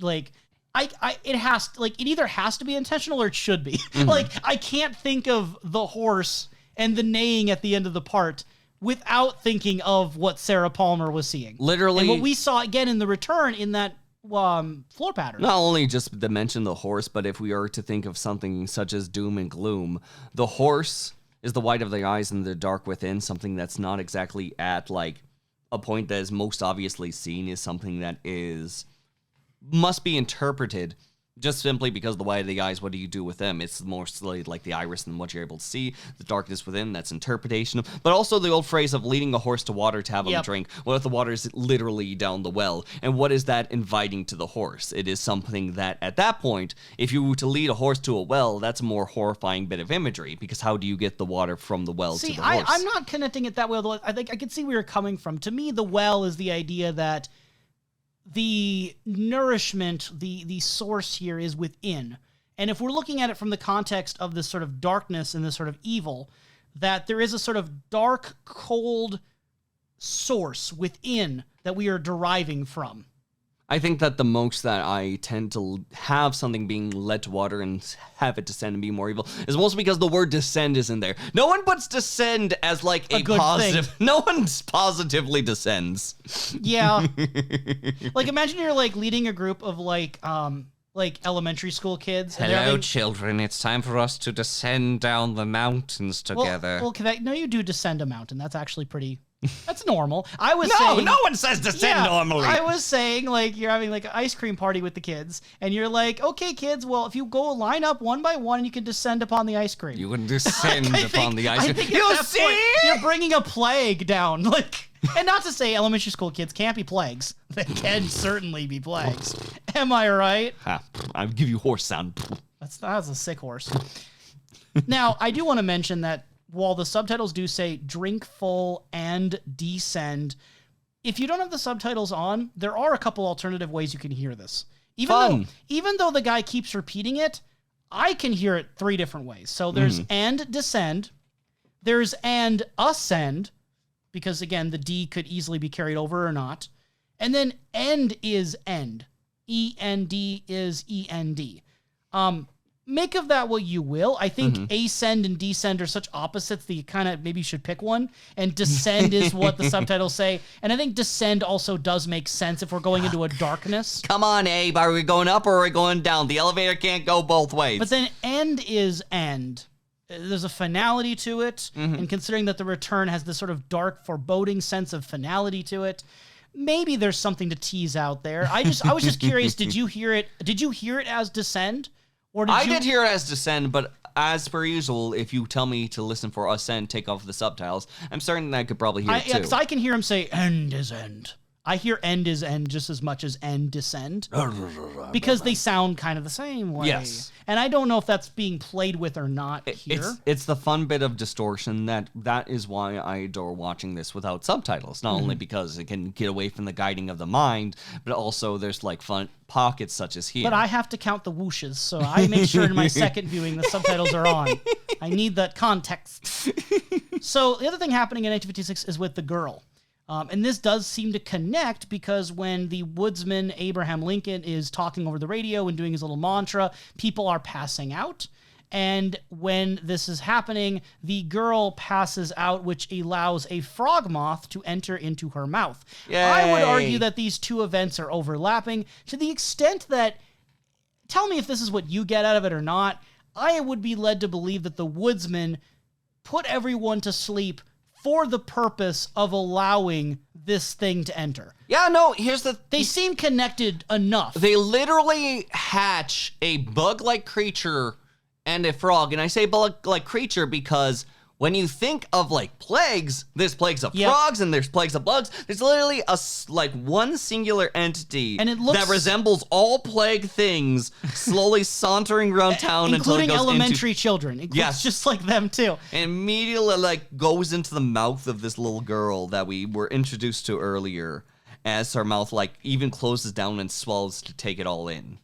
Shouldn't eat other people. You shouldn't do that. You shouldn't eat frog moths. So I also want to mention that the egg that it comes out of, in my mind, looks similar to the eggs that were seen inside of the experiment vomit. Yeah. Because while Bob was being shown, there was one egg that kind of seemed to drift further away from the vomit right after Bob. Yes. I am inclined to believe that this is maybe that egg. Now, this kid who found the penny thought that she had all the good luck in the world, walked away from what seemed to be a date with this young man. This young man apparently was seeing another girl, but that ended up ending, and she's actually like almost like testing the waters. So like, what about this girl? And it's like, it's not much. And eventually they make it to her house where she's asked for a kiss, and it's that awkward young like teen situation. One of the most genuine. I honestly thought like, the children acting was really good. And really good. And the thing is that child acting can famously be hit and miss in a lot of things. I think they both really captured the initial awkwardness and sort of nervousness from both characters' positions very well, that you didn't need a lot of dialogue to communicate what they were feeling. Not whatsoever. I think that then after like she accepts the kiss and then she quickly sort of like walks away, saunters away. Next time we see her, she's sitting inside of her room listening to the radio before being passed out thanks to the poem, and that frog goes in. At that point, like the big interpretation like you can play around with are like twofold. One of them is that you can believe that maybe the introduction of a desire for this young man may end up bringing in temptations that... Right. It's a Pandora's box, Adam and Eve, like temptation thing. Yes. Where the woman is succumbing to this temptation that ends up wreaking havoc. Mm-hmm.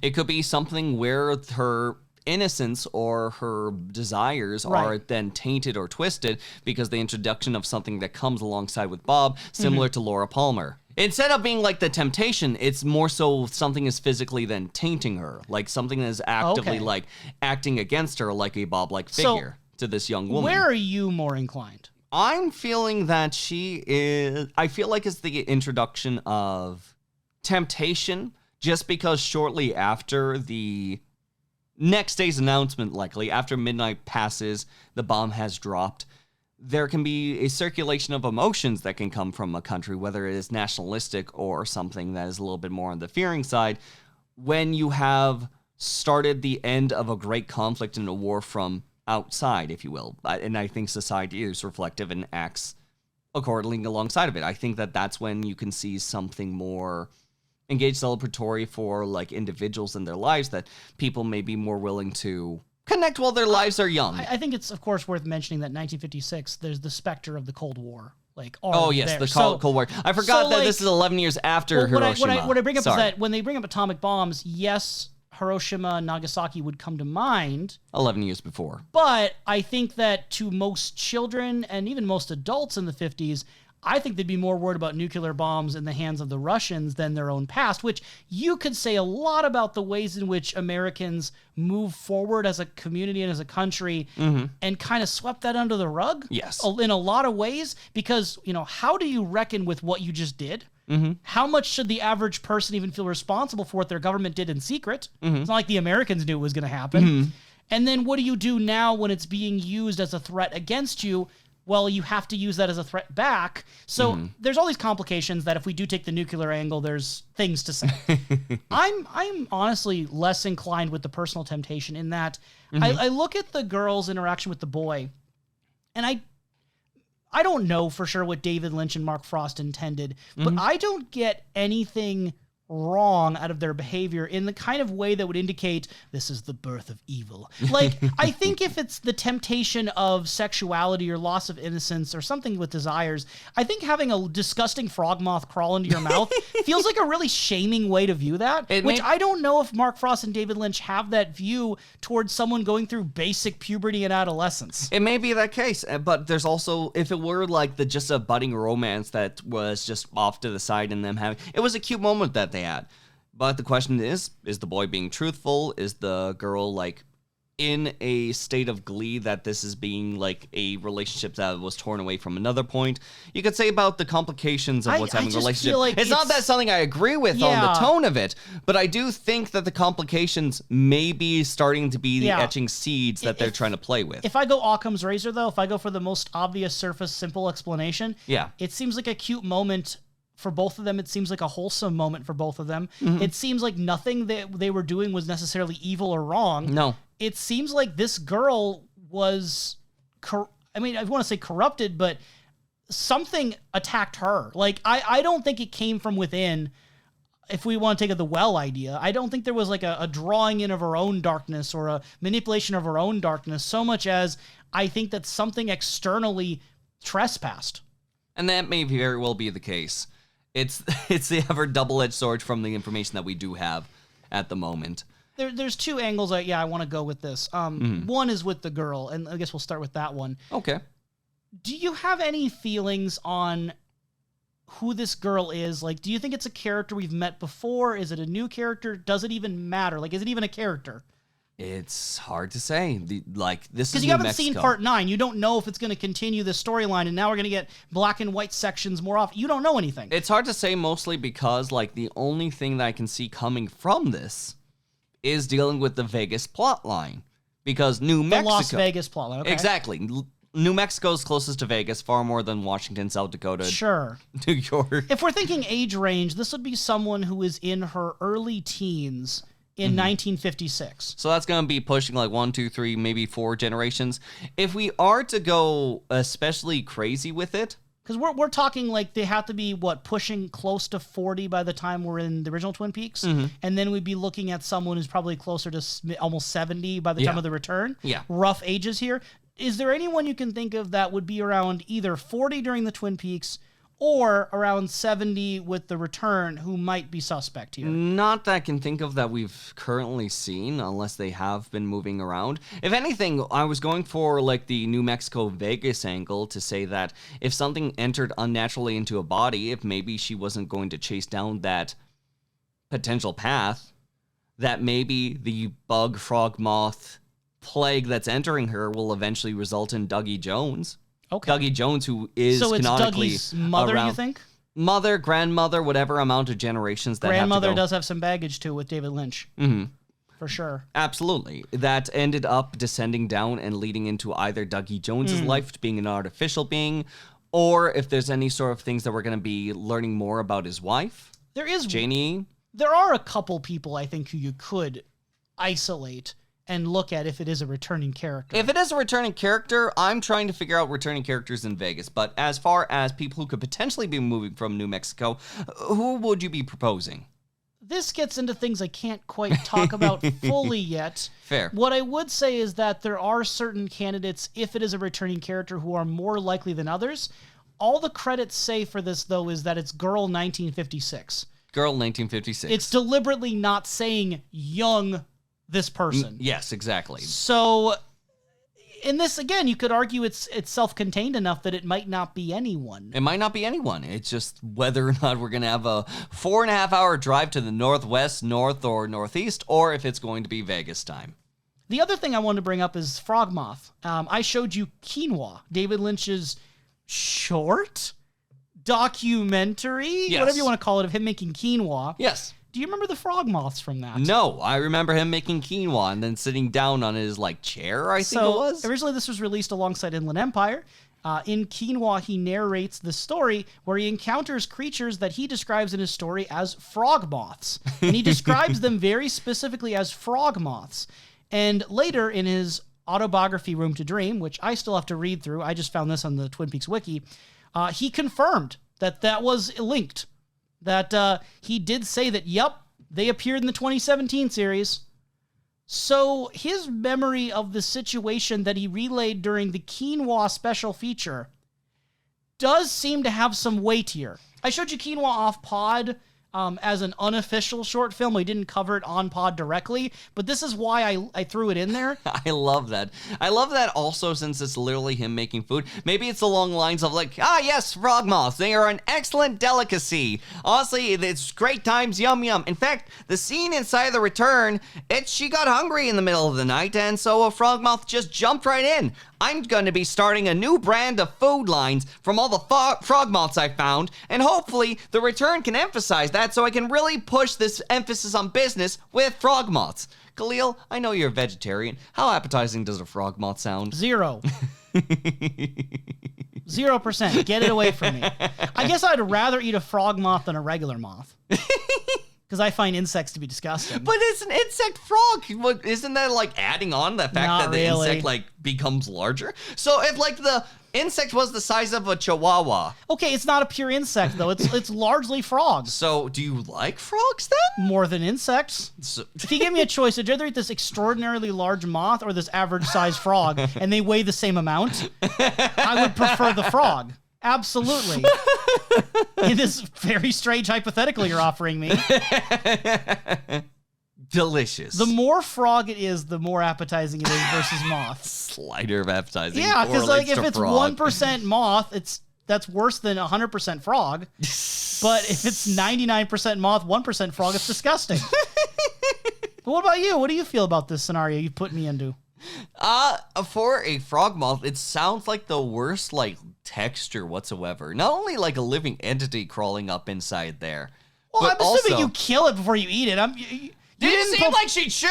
She didn't choose to eat it though. It crawled in. Yeah, it that just doesn't count. jumps in. Woo! That does not count. That does not count. Maybe David Lynch's frog moth that he's selling chews to leap inside well, if your I'm mouth. unconscious and it crawls into my mouth anyway, why does it matter? I'm not going to notice it. It's whether you're happy in the morning knowing that knowledge. There's a frog in her throat. Frog moth in Yeah, her throat. I don't know if that's intentional or not.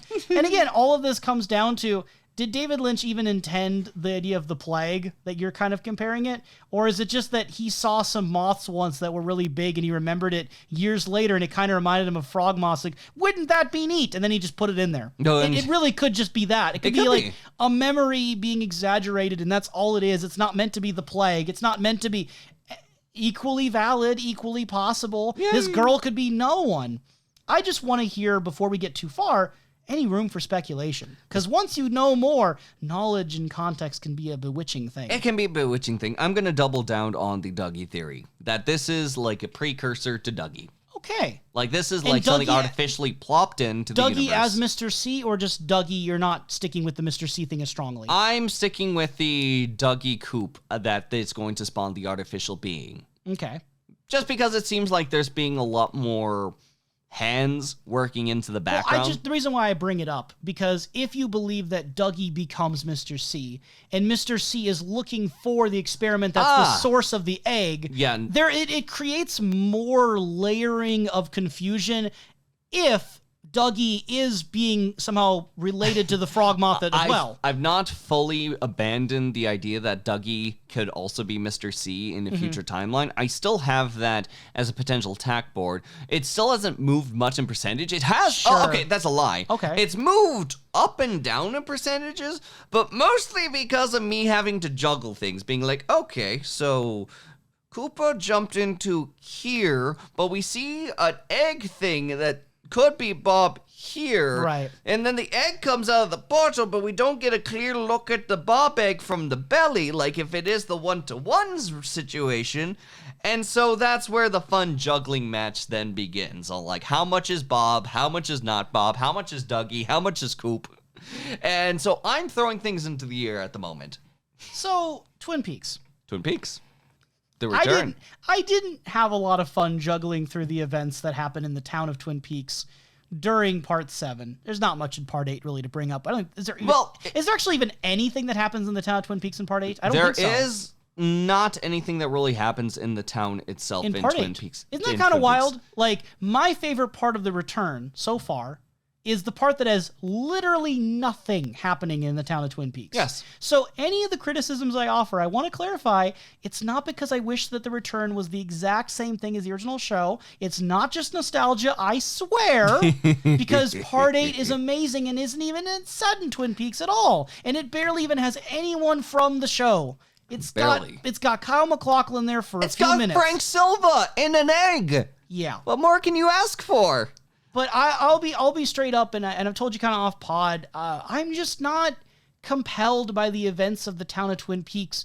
But I want to know then, were you like, how did you feel looking at the events that happened in the town of Twin Peaks in Part 7, knowing that if Part 7 came after Part 8, you would like it even better? Yeah. What did you think of it? Honestly, like, this is one of the better parts for the Twin Peaks moments. Like, this is something that I think is, I know that you felt it was very low, very, very slow pace through the missing pages. It didn't feel as slow as standing in the room with a bunch of papers and then going back and forth. This is about the bunny. It seems like there's better momentum going into this. It's not played for comedy this time, though. It's not played for comedy. It's just reestablishing and also confirming that the characters know about the pages. For one, these pages, they're from the diary. There are 3 out of the 4 missing pages. There's still one more left out there. For number 2, it answers the question for the audience, being like, okay, so if Laura Palmer does write in the diary about Annie, like, where did that go? Like, what's happening with that? Like, wouldn't we use any of this information? Turns out, no. Whether it's like retroactive, post-active, or whatever it may be, they're dealing with the sheer amount of times like Leland is weirdly at the police station, and also when he gets called into questioning at the police station, as an idea that he tore out random pages from the journal, which is also torn out pages are present in the diary itself from what you read. So it's using that element, tearing out those pages and then stuffing it in the door of the bathroom, which, mind you, when you think about it this way, it's either A, they are meant to be found, or B, it's like, okay, I'm in the bathroom, how am I gonna hide these? And then, like, the clear, like, exit hole that is under your ass that you could wipe with. Yeah, you could literally flush these pages. You could rip them up and flush them. You could rip them up and flush them, but no. Is it saving them for later? Maybe. Was he planning to go back for them, but then why? Who knows? See, this is the thing. I think it falls apart under scrutiny. Yeah. I think the more you think about why Leland would do this, the less it makes sense. And it'd be one thing if we were guessing that Leland did this.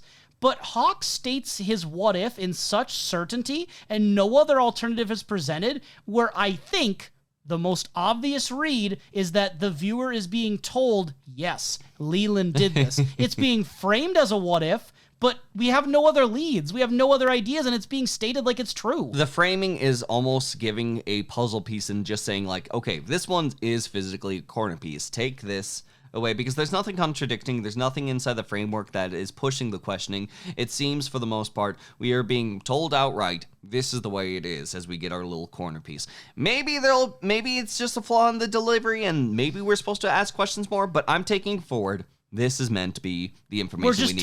We're just told the answer, which is so uncharacteristic of Lynch to just tell us an answer. It's uncharacteristic, but I will never leave it as the impossible ballpark. We are told this information, and whether or not you believe that Bob put it inside the door as a Joker moment, being like, hey, look, you might find this. There's also another one. It's like, ooh, maybe that little chaotic end. And sometimes serial killers will do taunting things and teasing. That's why he's leaving letters inside the figures and so on. Maybe that is the case. At the end of the day, Frank and Hawk are given this information, and with this information now, Hawk may continue to do what he's doing in the background, but Frank Truman, okay, I'll give a call to Perry then. And like, it looks like he's helping with the investigation. The very awkward feeling that I get from it is he tries to call Harry, and it seems at the hospital, and going through the phone call. And again, we do not hear the voice of Michael on Kean. We just hear nothing. We do not hear anything on it. Now, mind you, the framework of this investigation is that Margaret Lanterman calls Hawk, says that there's something weird going on, investigate this. So it's not as if like there's this big traumatic thing going on. There's just weird elements in the air. There's not even an active case. Exactly. So when he calls it, I think that still is believable when he calls Harry Truman and says like he's ready to give him some questions. Hearing how tough this like surgery or whatever sickness he's going through is, he's just kind of like discounts like, it's nothing. Don't worry about it. We can talk about this later. Beat this thing, Harry. I don't know about the actor. I do not know much about the character on what is being fought. Like if there were like anything paralleled to do with that.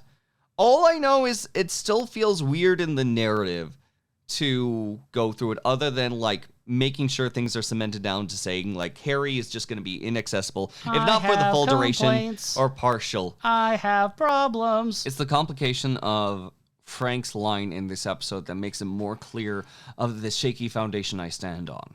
And that is fight this thing, Harry, or beat this thing, Harry. It's along the lines of like Harry Truman as a character is struggling against something and it's kicking his ass to the point that he is having a hard time like even talking to his brother on the phone. Yeah. It's something tragic, it's something that is very real, and it's something that exists inside of our world as it's going back and forth. If the actor is being reflected through the character in this respects, it feels a little bit concerning, but at the same time, some may reflect it as a tribute. If it's something that they just simply couldn't get the actor for, it's a curious choice that I'm going to lean in on. Because there's a lot of themes of sickness already, even so far. We meet Beverly's husband in this episode, who is clearly also physically going through things, to the point where I was kind of wondering as you watched if you were going to think it was Harry, right? I didn't think it was Harry at first with that information, but because I remember when I first watched it, like seeing this person in a horrible condition, I'm like, oh no, is this going to be Harry or something? But no, you don't have that context, so. I guess, like... It's that weird, awkward sense of having someone off-screen that was so, I would say, integral to Twin Peaks, sitting down and hearing that they are fighting something that kind of just gives pause. It gives pause, and I don't know where my emotions are at. That's completely fair, and I think having this chance to state that's where you feel is useful now, so you can look back on it later and see how things might stay the same or change. Is that fair to say? That's completely fair to say. Skype. It's a thing. I hope that took you out of the podcast moment the same way that it took the professor out of the show. It did, because... So, if you couldn't get Harry Truman, who saw Cooper last, from what we even saw inside the series, then you had to get Dr. Hayward. Now, mind you, Dr. Hayward may not be someone easy to film, reach, or get him into the same spot. So one solution that we have, and where Frank calls this man and says, hey, do you got Skype? Yeah, and I want to state, first and foremost, any criticism we have of this scene, it is nice that Warren Frost was able to be in the series and have a moment in the series before his passing. Absolutely. And I was happy for that moment. Absolutely. I don't think that exonerates the scene from some criticism of how it pauses the entire show to do it. And I personally found the writing to be a bit less than what I was hoping for. I didn't get a Dr. Hayward character moment out of this. I didn't even get much of a Frank Truman moment out of this. I got some information that was interesting for a few seconds on Audrey, and then some fishing references where I'm like, Doc Hayward likes fishing? I mean, in 25 years, maybe he picked up fishing, but that's usually a Pete thing, so I'm just kind of looking at it like, I don't know. No one else can fish except for Pete. No, Pete it's owns not so the lakes. much that. It's more just like, it feels like a merging of characters. It feels like this isn't really Dr. Hayward. It feels like this is kind of outside of any character I've met before. He's got to do something in his spare time. I don't know if I've ever seen Dr. Hayward in a fishing cap. Do I believe he could fish? Probably. Like, what's there to do around here? There's the lack of talking about... I mean, granted, I understand why would he mention his children in a random Skype call, but because there's no references to his wife or kids, it even further doesn't... Because, like, think about it this way. It's like, by the way, Frank, when am I going to see my kids again? When are they coming out of the prison? Well, my point, though, is that Doc Hayward is a character very much associated with his family, or with the... He's associated with his family, but 2 daughters disappeared. Maybe the rest disappeared too. Under mysterious circumstances, had 3 daughters, but then it went to 1, and now he just doesn't have a wife or a kid. I'm just saying. I think you're referencing the whole.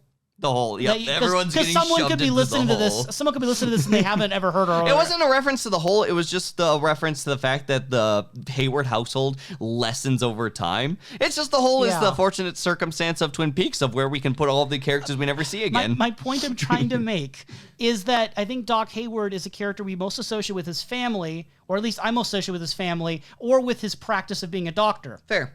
When you separate him from those things and put a fishing hat on him and just talk over Skype, I'm kind of looking at him like, it's cool that Warren Frost was able to have a moment, but I don't get anything from Dr. Hayward from this. It doesn't do anything for that character for me that I didn't already have before. It's something where it features this character similar to like a guest appearance on a PBS show, like PBS Kids. Yeah. Then you have like your expert that pops in. It's like, hello, how's it doing, kids? Well, this is the answer to your questions. Yeah, it really does feel like that. That's a great comparison.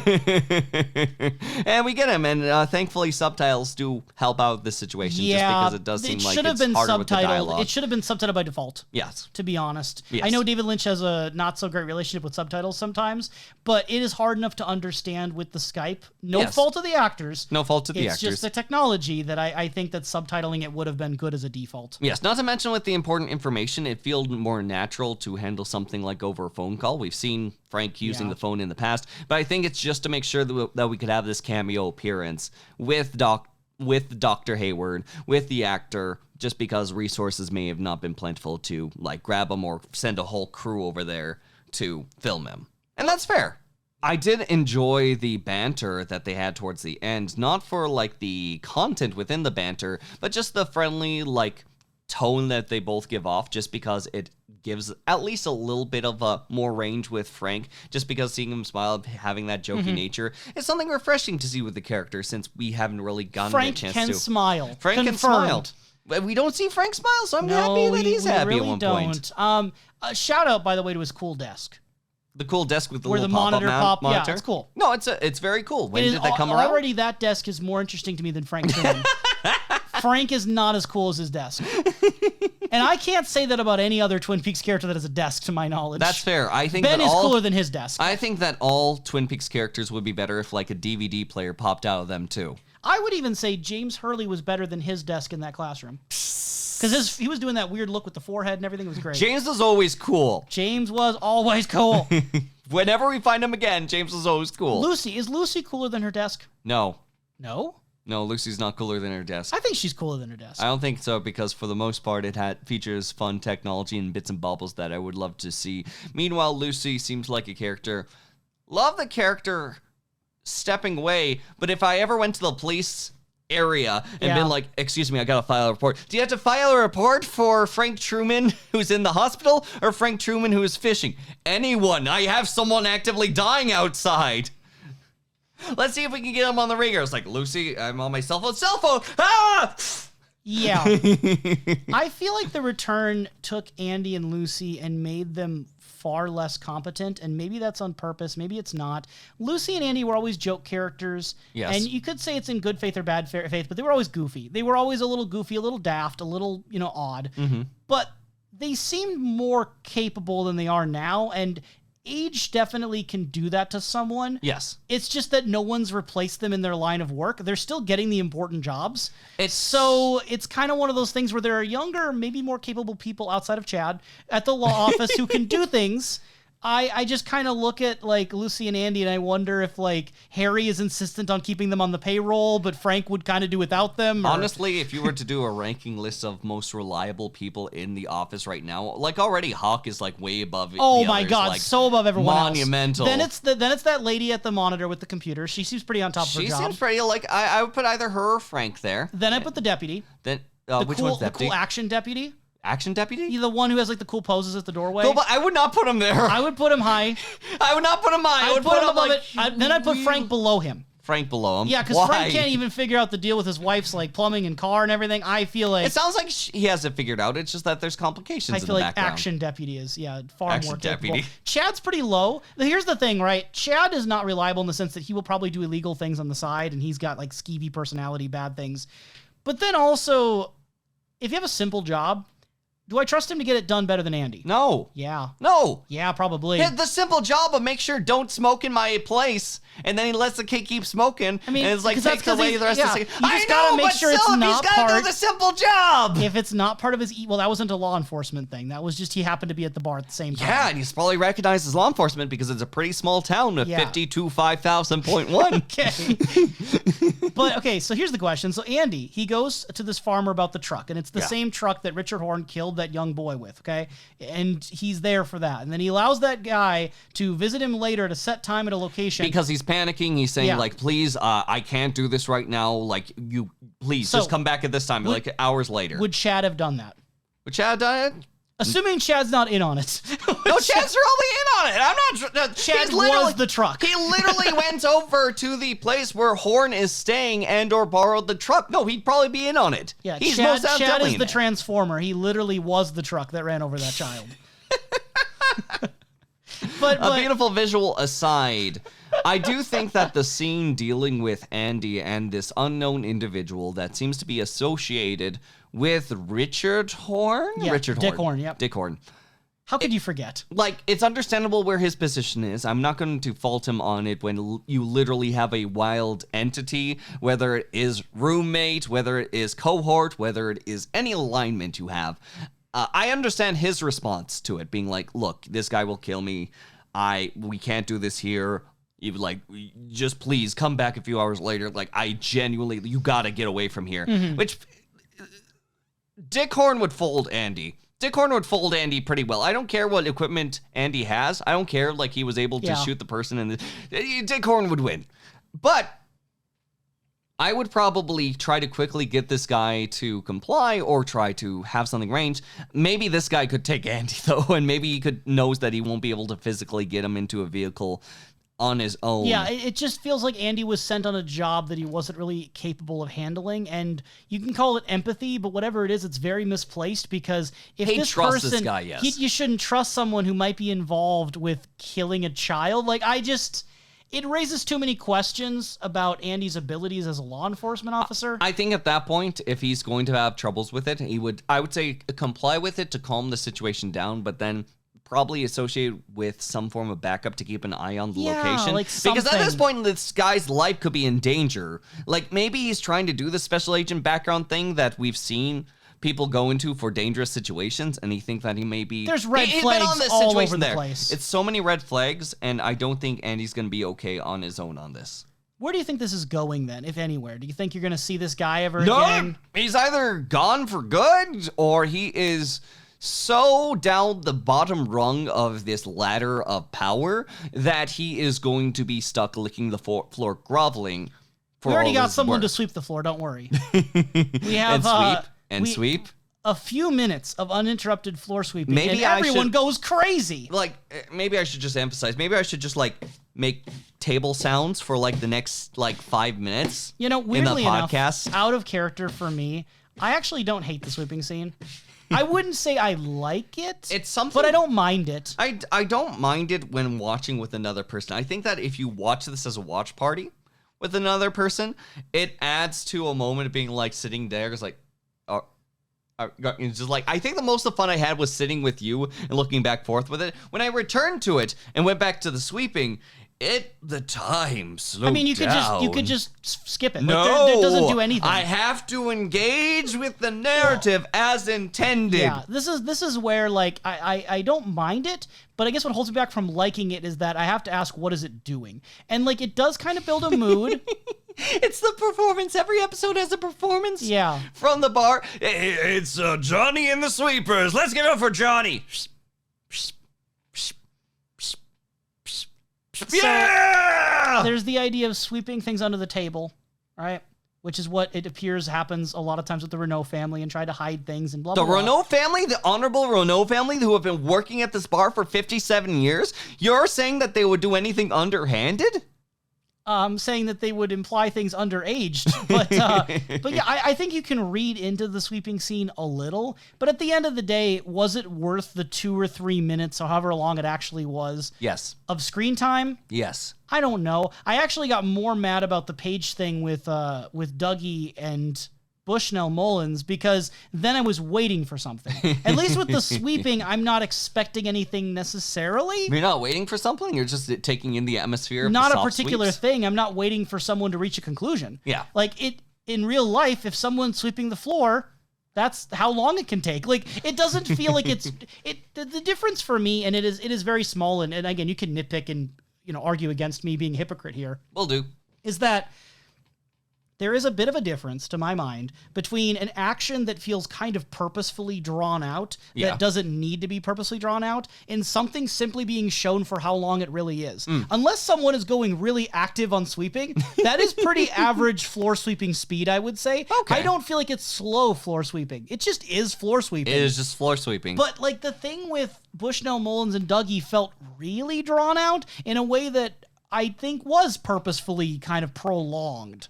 So that's that feeling of whether I'm being put on pause for a reason or not is kind of what is throwing me off here. So where would you rank between these then? Like this spray paint scene with the shovel and how long we linger on the spray paint of shovels.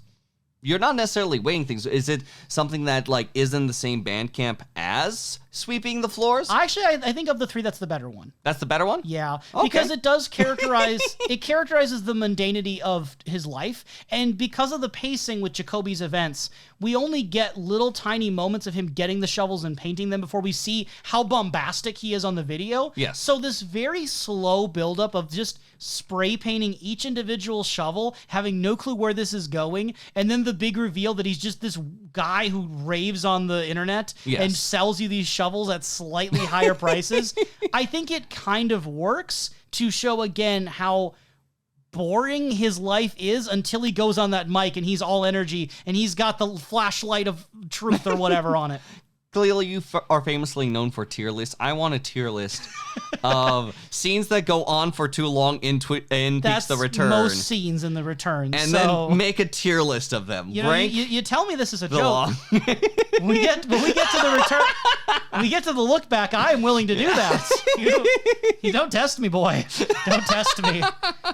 The last scene we get in the town of Twin Peaks is Ben and Beverly. I am very much also notorious for loving Ben Horne. I find him so far in The Return to be fine. To be okay. To be Ben Horne dialed down to the lowest level of simmer. I think that Ben Horne's one of the more compelling points of Twin Peaks. Sure, he's one of the ones that we see more than anyone else in town for like content of his character, because one interesting that happened at the end of the previous series is like what his character was. Now him being honest with Jerry Horne with his way of life now.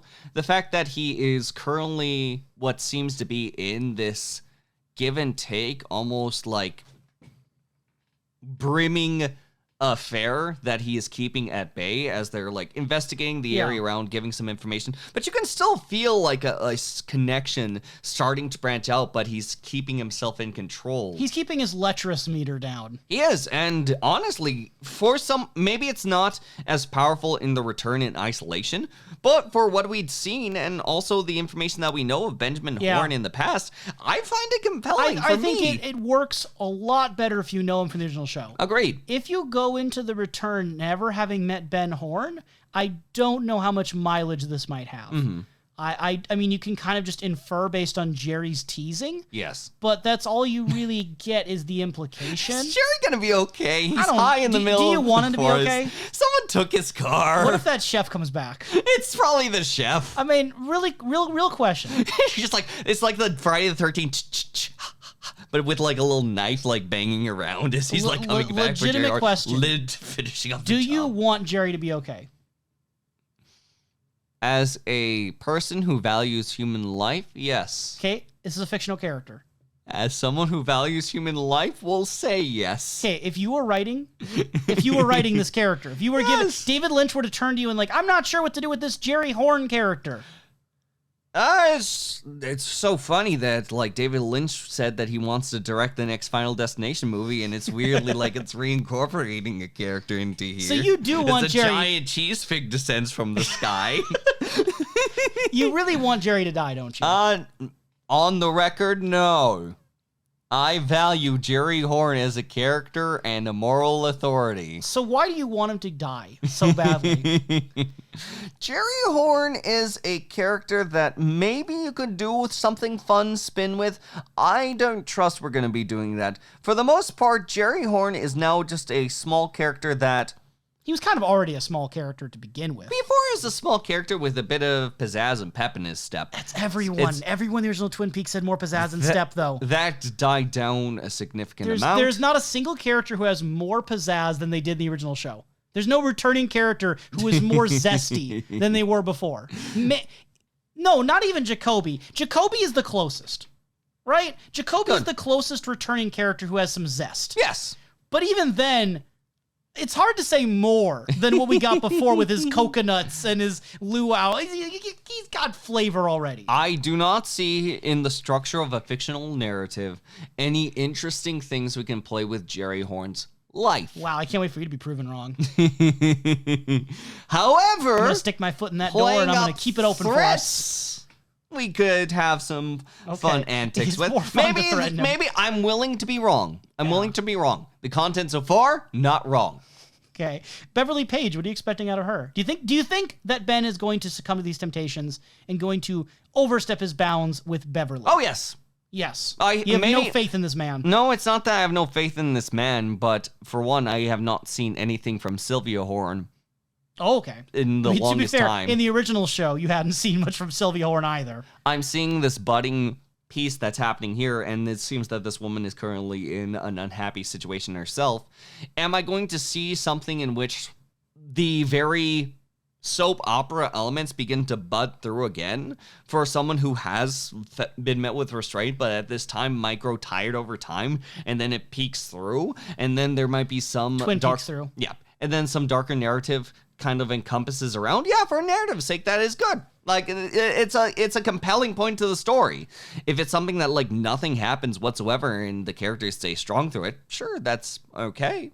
And I'm very happy that Ben is then more So you'd prefer he gave into temptation? I prefer things... You want Jerry to die and Ben to fall from grace? I prefer that there is a conflict that leads someone to a very low point so that they can overcome it. Well, as many stories are bound to do, Kalil. Well, you have to reach the low point to really emphasize the sort of like rising action later on. Twin Peaks The Return is not a typical story, and it's not a typical story. And we already have a conflict, and that's the ringing noise.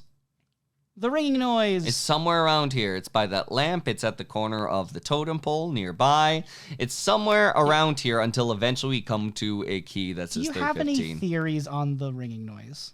Something is trying to peek through. There is a ringing large bell that seems to be turned off with a press of a button that might be paralleled in some respect. It's nothing that, other than something mythical in the distance, that I have any sort of belief or emphasis on that, like, suddenly is going to branch out because into... I remember people when this episode first came out, people were, like, theorizing Josie. Right? Because lost in the wood of the Great Northern. Mm-hmm. Now, the question is she in a drawer pull specifically or in the entirety of the Great Northern? If we take Pete's line, Josie, I see your face, did he actually, or is it just a poetic metaphor? It might be Josie. I don't know if is there a phone line in the wood? I'm just asking, like, if that thought had crossed your mind about there is a person who was last seen in the wood of the Great Northern. It's something seen with the wood, but the thing is that the wood doesn't make a sound. Maybe the wood is now making a sound, and I don't know. that's what I've it met should a lot of focus pieces on. of wood that have human souls embedded into them. That's fair. So That's maybe fair. Josie sounds like that now. Is the lamp made of wood, though, or is it just showing electricity combined with the corner of wood? Like It's a conductor? Yeah, exactly. Like you see that there's like any sort of like points that I could butt through is a very crumbly foundation. And like you said, we get that 315 Great Northern key. Wow, we haven't used keys in 20 years. Wait Yeah, a so second. this is something I think you pick out a little more than I do. Second.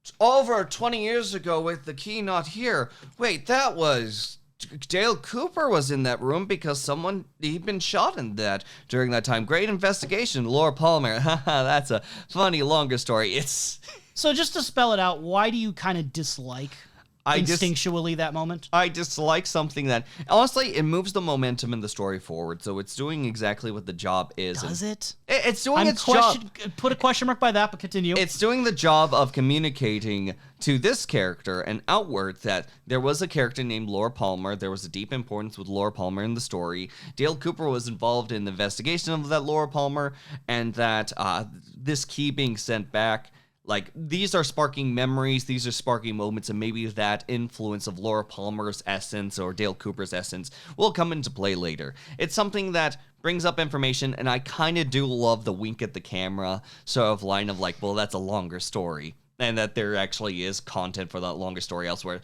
I like that as a nice, wholesome moment for myself. What I don't like is that there's like immediate sort of recognition of like, all this information when I can hardly keep track of what happened last week, but like 25 years ago, Dale Cooper was in this specific room Presumably of 315. other people There's so many rooms around here, but I remember the number instinctively. And it's the idea that that other people would have used that same room. It's not like this is the Dale Cooper room. Like they boarded it off after they boarded off after like the time he got shot. It's like, I mean, well, maybe. there's too much blood in this room. We can't clean it all up. We can't no, afford we saw that it at much the end of season 2. End End of season 2, he was still in that room though. So isn't that like at literally the ending? With well, the after bathroom? he died, they kind of gave a reason. Like there was probably still blood on the floors. Like, oh, we never cleaned this. Now it's stuck in the wood.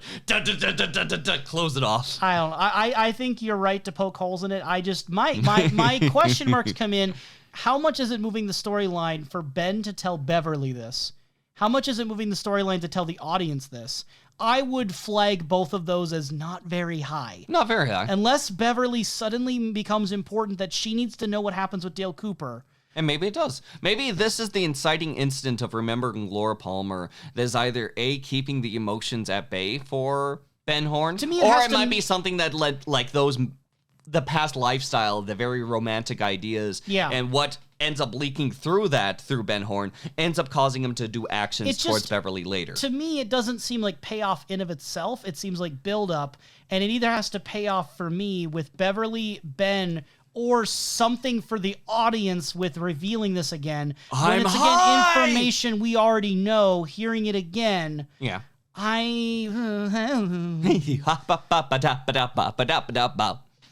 Dougie Coop. We get Dougie one Coop. instance of Dougie Coop in 2 parts. I'm okay with that break. Did you miss him? Taking a break He's from Dougie always Coop? here with me, you could say. You could say right that. nearby, looking off into the distance as a vacant reminder. If you follow our Twitter, you may have noticed a while back, around the time that I released the Bookhouse Outside In episode, that on Twitter I posted a picture of our very own Dougie Jones cardboard standee over there, who's currently leaning against the wall. Looking whimsically into our kitchen. You can find it at the time of this recording, I believe, on Showtime if you want yourself your own Dougie Coop in your households. Let's all just get Dougie Coops together. So he squeezes the guy's hand off, Ike the Spike. Ike the Spike, yes, after exiting the place where, like, insurance is communicated. Yeah. I think it's a really cool scene with a very funny chop sound effect. It's a funny, cool Whenever scene. he hits him, it's like thwack. It goes from 0 to 100 because we had the scene where, like, insurance is discussed and we have the usual comedic bit where the like, you can three only detectives Fusco. Yep. It's just like, okay, what's this information? It's like, what is this information, Dougie? And then Janie's like, well, actually, this is the information. And we go on for a bit of that. And then everyone's just like, you know what? You go home, You guys are ready to go home. Just go home, go home, go home. And Ike the Spike comes in out of nowhere with a gun because he lost his spike. You know, it's sad he lost his spike, so he upgraded to gun. He downgraded. Wait. He actually downgraded. Is he Ike the Spike anymore, or is he Ike the Gun? I like Ike the Gun. Ike the Gun just comes out of nowhere, ends up aiming the gun where, like, Dougie Coop. We saw him moments before being still and waddling around his little penguin model, but then he just, like, kicks into badass mode. CQC'd this guy, yeah. Like, chops him in the throat, grabs at the gun, and then the arm apparates, like, tear off his arm, like, crush his hand, like, pop his hand, like, what was Something along that. And it's like, instead, he decides to continue, like, chopping the throat of this guy to make him stop. Almost as if he's going in counter of what the arm or an apparition of the arm is saying, like, do this, do this, do this. Resists it, just keeps chopping at the neck, and is able to stop Ike the Spike completely. Well, he does end up having to squeeze the arm to such a degree that the literal piece of his flesh is stuck to the weapon. Yes, and that is still horrifying. I don't think it's to the degree the arm wanted, but... Hard to say. Hard to say. It is... I think it's a fun compelling. moment. I think the visuals and audio of having the people watching and then reacting on the television cameras. I thought that the use of the passerbys here was a lot more effective than what we got with the hit and run boy. Oh, it's one of the most effective usages of using other people to react to an instance than usual. Like, when I think about Armstrong and the little lady that's just, like, running around and there's a saunter off, like, those are points of extras where, like... I like how you remember Armstrong before you remember the woman. Yeah, because, I don't remember her name either. Exactly. But in this instance, I do think that this is some character dialogue writing that actually is fun, compelling, and also is very interesting that adds to the scene. Good job, Lynch! I like this. So, do you take this to be a sign, then, that, like, more of Dale Cooper has awakened? I think it's a sleeper agent situation where, like, there's literally, there's literally points that'll pop out either by compelling of don't die from the entities within the Red Room, just like really hedging their bets on Cooper at this point, or if it is Cooper sort of like peeking out and just trying to survive for himself as well, which makes you wonder, like, how autonomous he will be for the Mr. C fight, if he's going to be popping out like this, or if, how much is Dougie Coop gonna grow through our journey remaining with the last 10 parts of the series? What do you think? I think we're approaching this halfway point right now. So what do you think is going to happen in the second half? What's going to happen in the second half? Something that's going to absolutely complicate Dougie Coop's life, especially on the Dougie, that's going to pull him away from the Vegas Strip. Maybe it's going to be death. Maybe it's going to be not death. All I know is that I don't think we're going to be sitting in the same place for too long, especially with the interesting antagonists in the insurance area slowly going after Dougie, because we do see that one individual he caused suspicion for literally standing in Dougie's Sinclair. office. Yep, Anthony, Tony, just standing there, like, hey, Dougie, come on, Dougie, and just like trying to get his attention, trying to get information out of him. I don't think that that's going to be spread out into 10 more parts. I don't think Tony's going to be around for too long, or Dougie's going to be around Tony. Do you think that the main character is going to consistently be Dougie and Mr. C? Do you think Dale Cooper is going to be more of a factor? Do you think someone that isn't Kyle MacLachlan is going to be a main character here? They're going to bring up a new variant of Kyle MacLachlan, and we're going to multiply them insanely. Do you think that? I don't think so. I think that right now we're going to still continue with Dougie, but I wonder on how much Dougie content we're going to get. What I mean by that is that I think they're going to be playing with doppelgangers, original forms, and some idea of a third entity, just because with the introduction of the Mom Zone and Black and White, I think that the return is going to be playing with threes a bit more. Again, I've seen the image graphic. I don't know who to credit originally, but the good, the bad, and the Dougie. Love it. So I think that when it comes to the more climax of it, at the very least within the, maybe not the second half, but leaning in the latter half of the second half, I feel like these three forms of Cooper are going to come together in one shape or form, whether in a sense of unity, whether it is in a sense of death.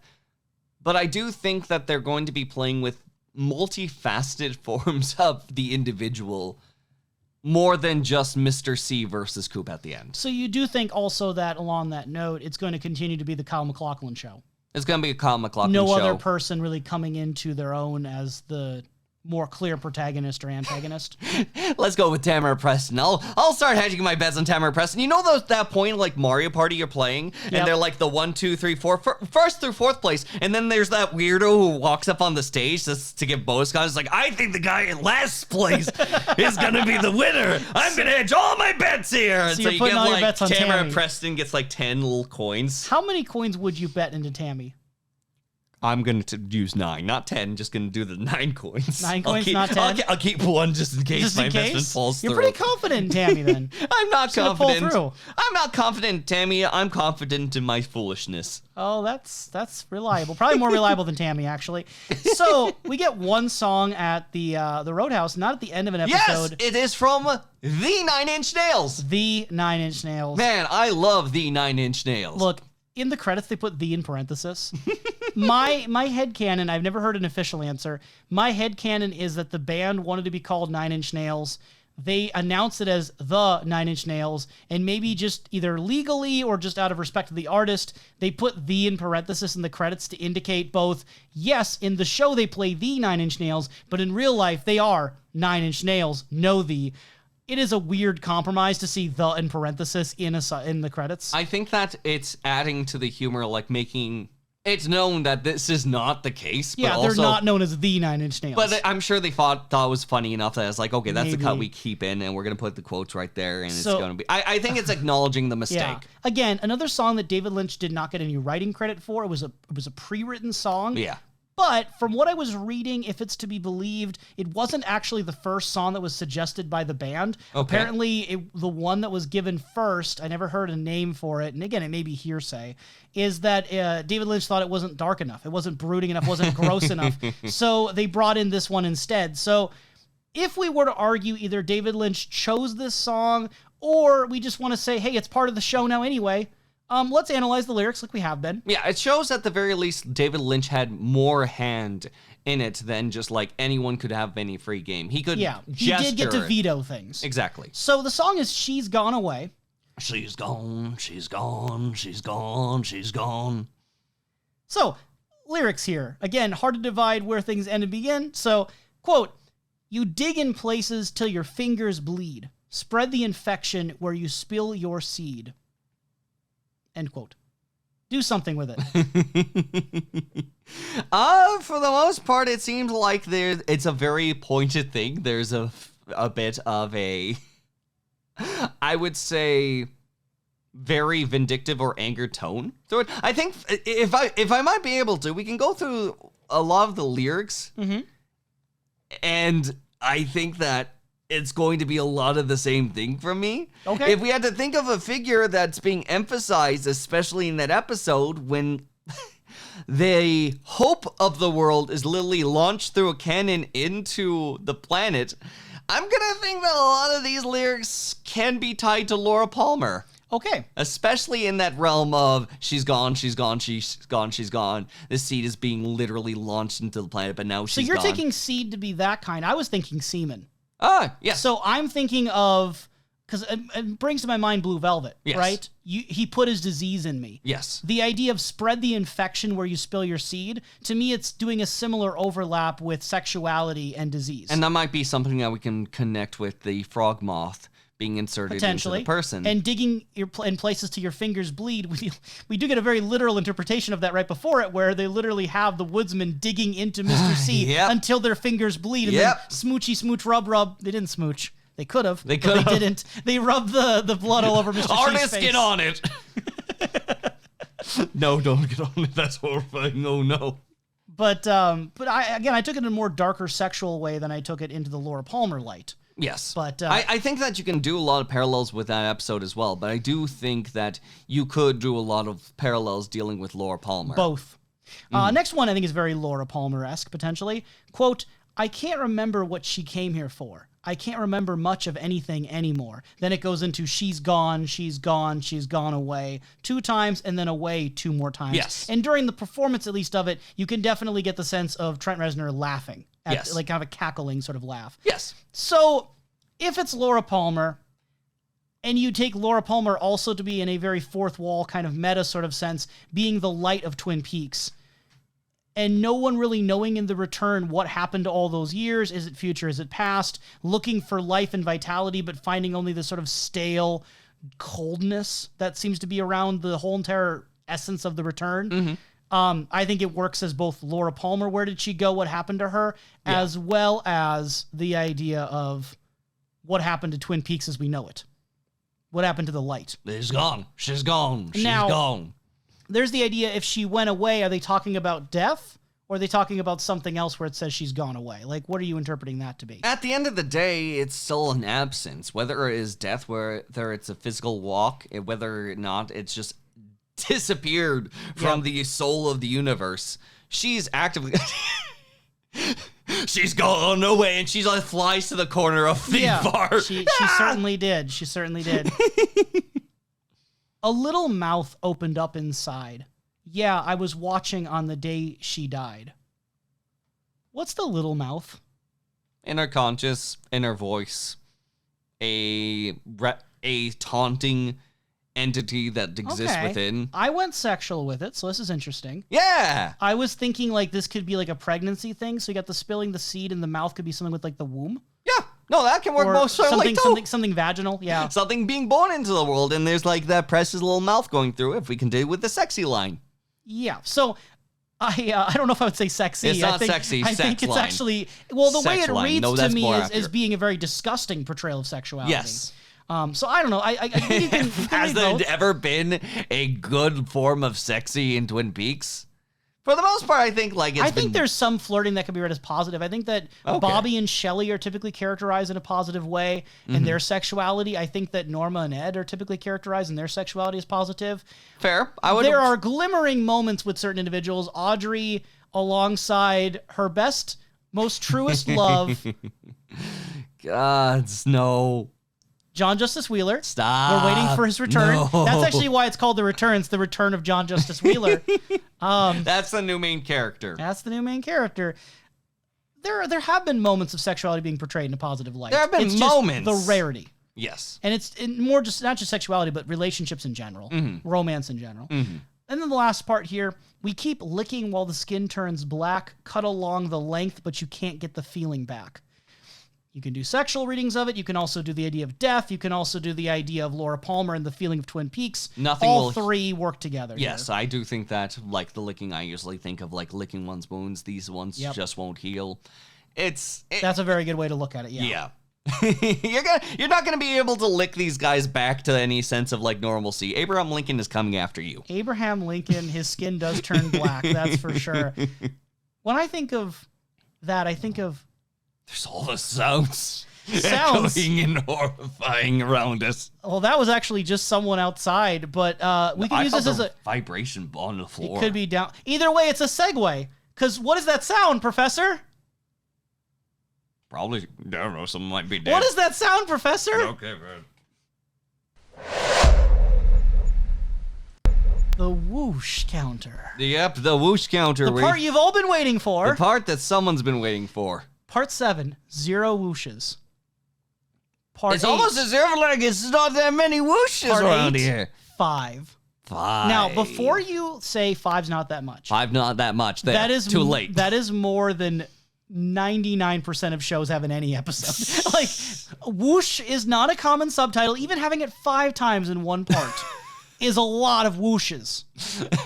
And surprisingly, I'm sorry no one took the time on sending the one side of me says someone didn't take enough time on synonym.com, but the other side of me said, you know what? I like these keep sounding like whooshes. We're just gonna keep putting them in. Here's the thing, right? Surprisingly, there's not actually that many subtitled moments in part 8 because a lot of it's just like a music, like a track is playing like during the Threnody, and it just has music notes, and then it'll just kind of like stop because no new sounds are really happening or very minimal sounds, and there's not a lot of dialogue, not a lot of things happening. Part 8 is so drawn out that there's actually not that many moments of subtitling, and when it does, 5 of those are whooshes. So, quantity, not very much, admittedly. But in terms of the quality, in terms of the flavor of these whooshes, they are full flavor. Full flavor? What makes a full flavor whoosh instead of Nicotine. More nicotine in these whooshes than is nicotine legally just like allowed. poof out of the screen? Yeah. No. Yeah. Got a light? I I think we should add a little bit of a warning if that's the case then. Okay, now I need to come up with a wonderful and strange question on the fly. So I'm going to come up with something really stupid just looking around this room. Okay, I see behind you is a giant tapestry of Kevin Durant that we have in our household. Basketball player. You can add this to the lore. This is a basketball player. So if you were to pick a character from Twin Peaks The Return to be part of Oklahoma City's team and replace Kevin Durant, yes. Is Kevin Durant still a part of the OKC? Probably not. But let's say that he is still part of that team and he's being replaced. I know basketball. Who would you put on the Oklahoma City Thunder? I think. Instead of Kevin Durant. Dougie Jones. Dougie Jones. Why would you put Dougie Jones on the Oklahoma City team? It just seems like the worst possible choice, and that's why it's the best possible choice. Because either you got someone who is able to see into the red room and imitate actions, to see like a red room float above the correct hoop. The correct hoop. Yeah, I would hope he doesn't hit the wrong hoop, I guess. And just for him to like shout something someone else says, but for now I've only got one quote. Do you think he would spring into action? Hello, and just like throws his arms up in the air. He would granny shot, right? Granny shot. Is that even legal? Can you granny shot in the NBA? Granny shot in the NBA. I know you shouldn't, but can you? Can you legally? I don't think that there's anything against it. So I could just see him totally doing that from like halfway, like way across the court. It would be one of these sparks of like traditional Twin Peaks humor that I think you could get behind. So wait, okay, so does he spring into action when the basketball is being hurtled toward him the same way that the spike? No. Or does he just kind of stand there? He just sort of like stands there. It's like someone will have to like physically pass it to him. Like, I'm not saying like physically pass it to him like they do like the chest shot and like pounce it or so on. They would physically have to dribble the ball, open up Dougie's hands, place it in the hands like some sort of like medieval catapult. They win. Once he's got the ball, no one's getting it. That's excellent. That is excellent. Well, next time we are looking at 2 more parts of The Return. Probably going to continue on this trend of 2 per, for my mentality, if nothing else. Yay! I thought it's worked out nicely so far. Yes, I agree. So part 9 is called This is the Chair. Part 10 is called Laura is the One. Is Laura the chair? Is Laura the chair? We're about to find out. Careful where you sit, listener. There might be a whoosh underneath. A whooshy cushion. That's the sound it makes.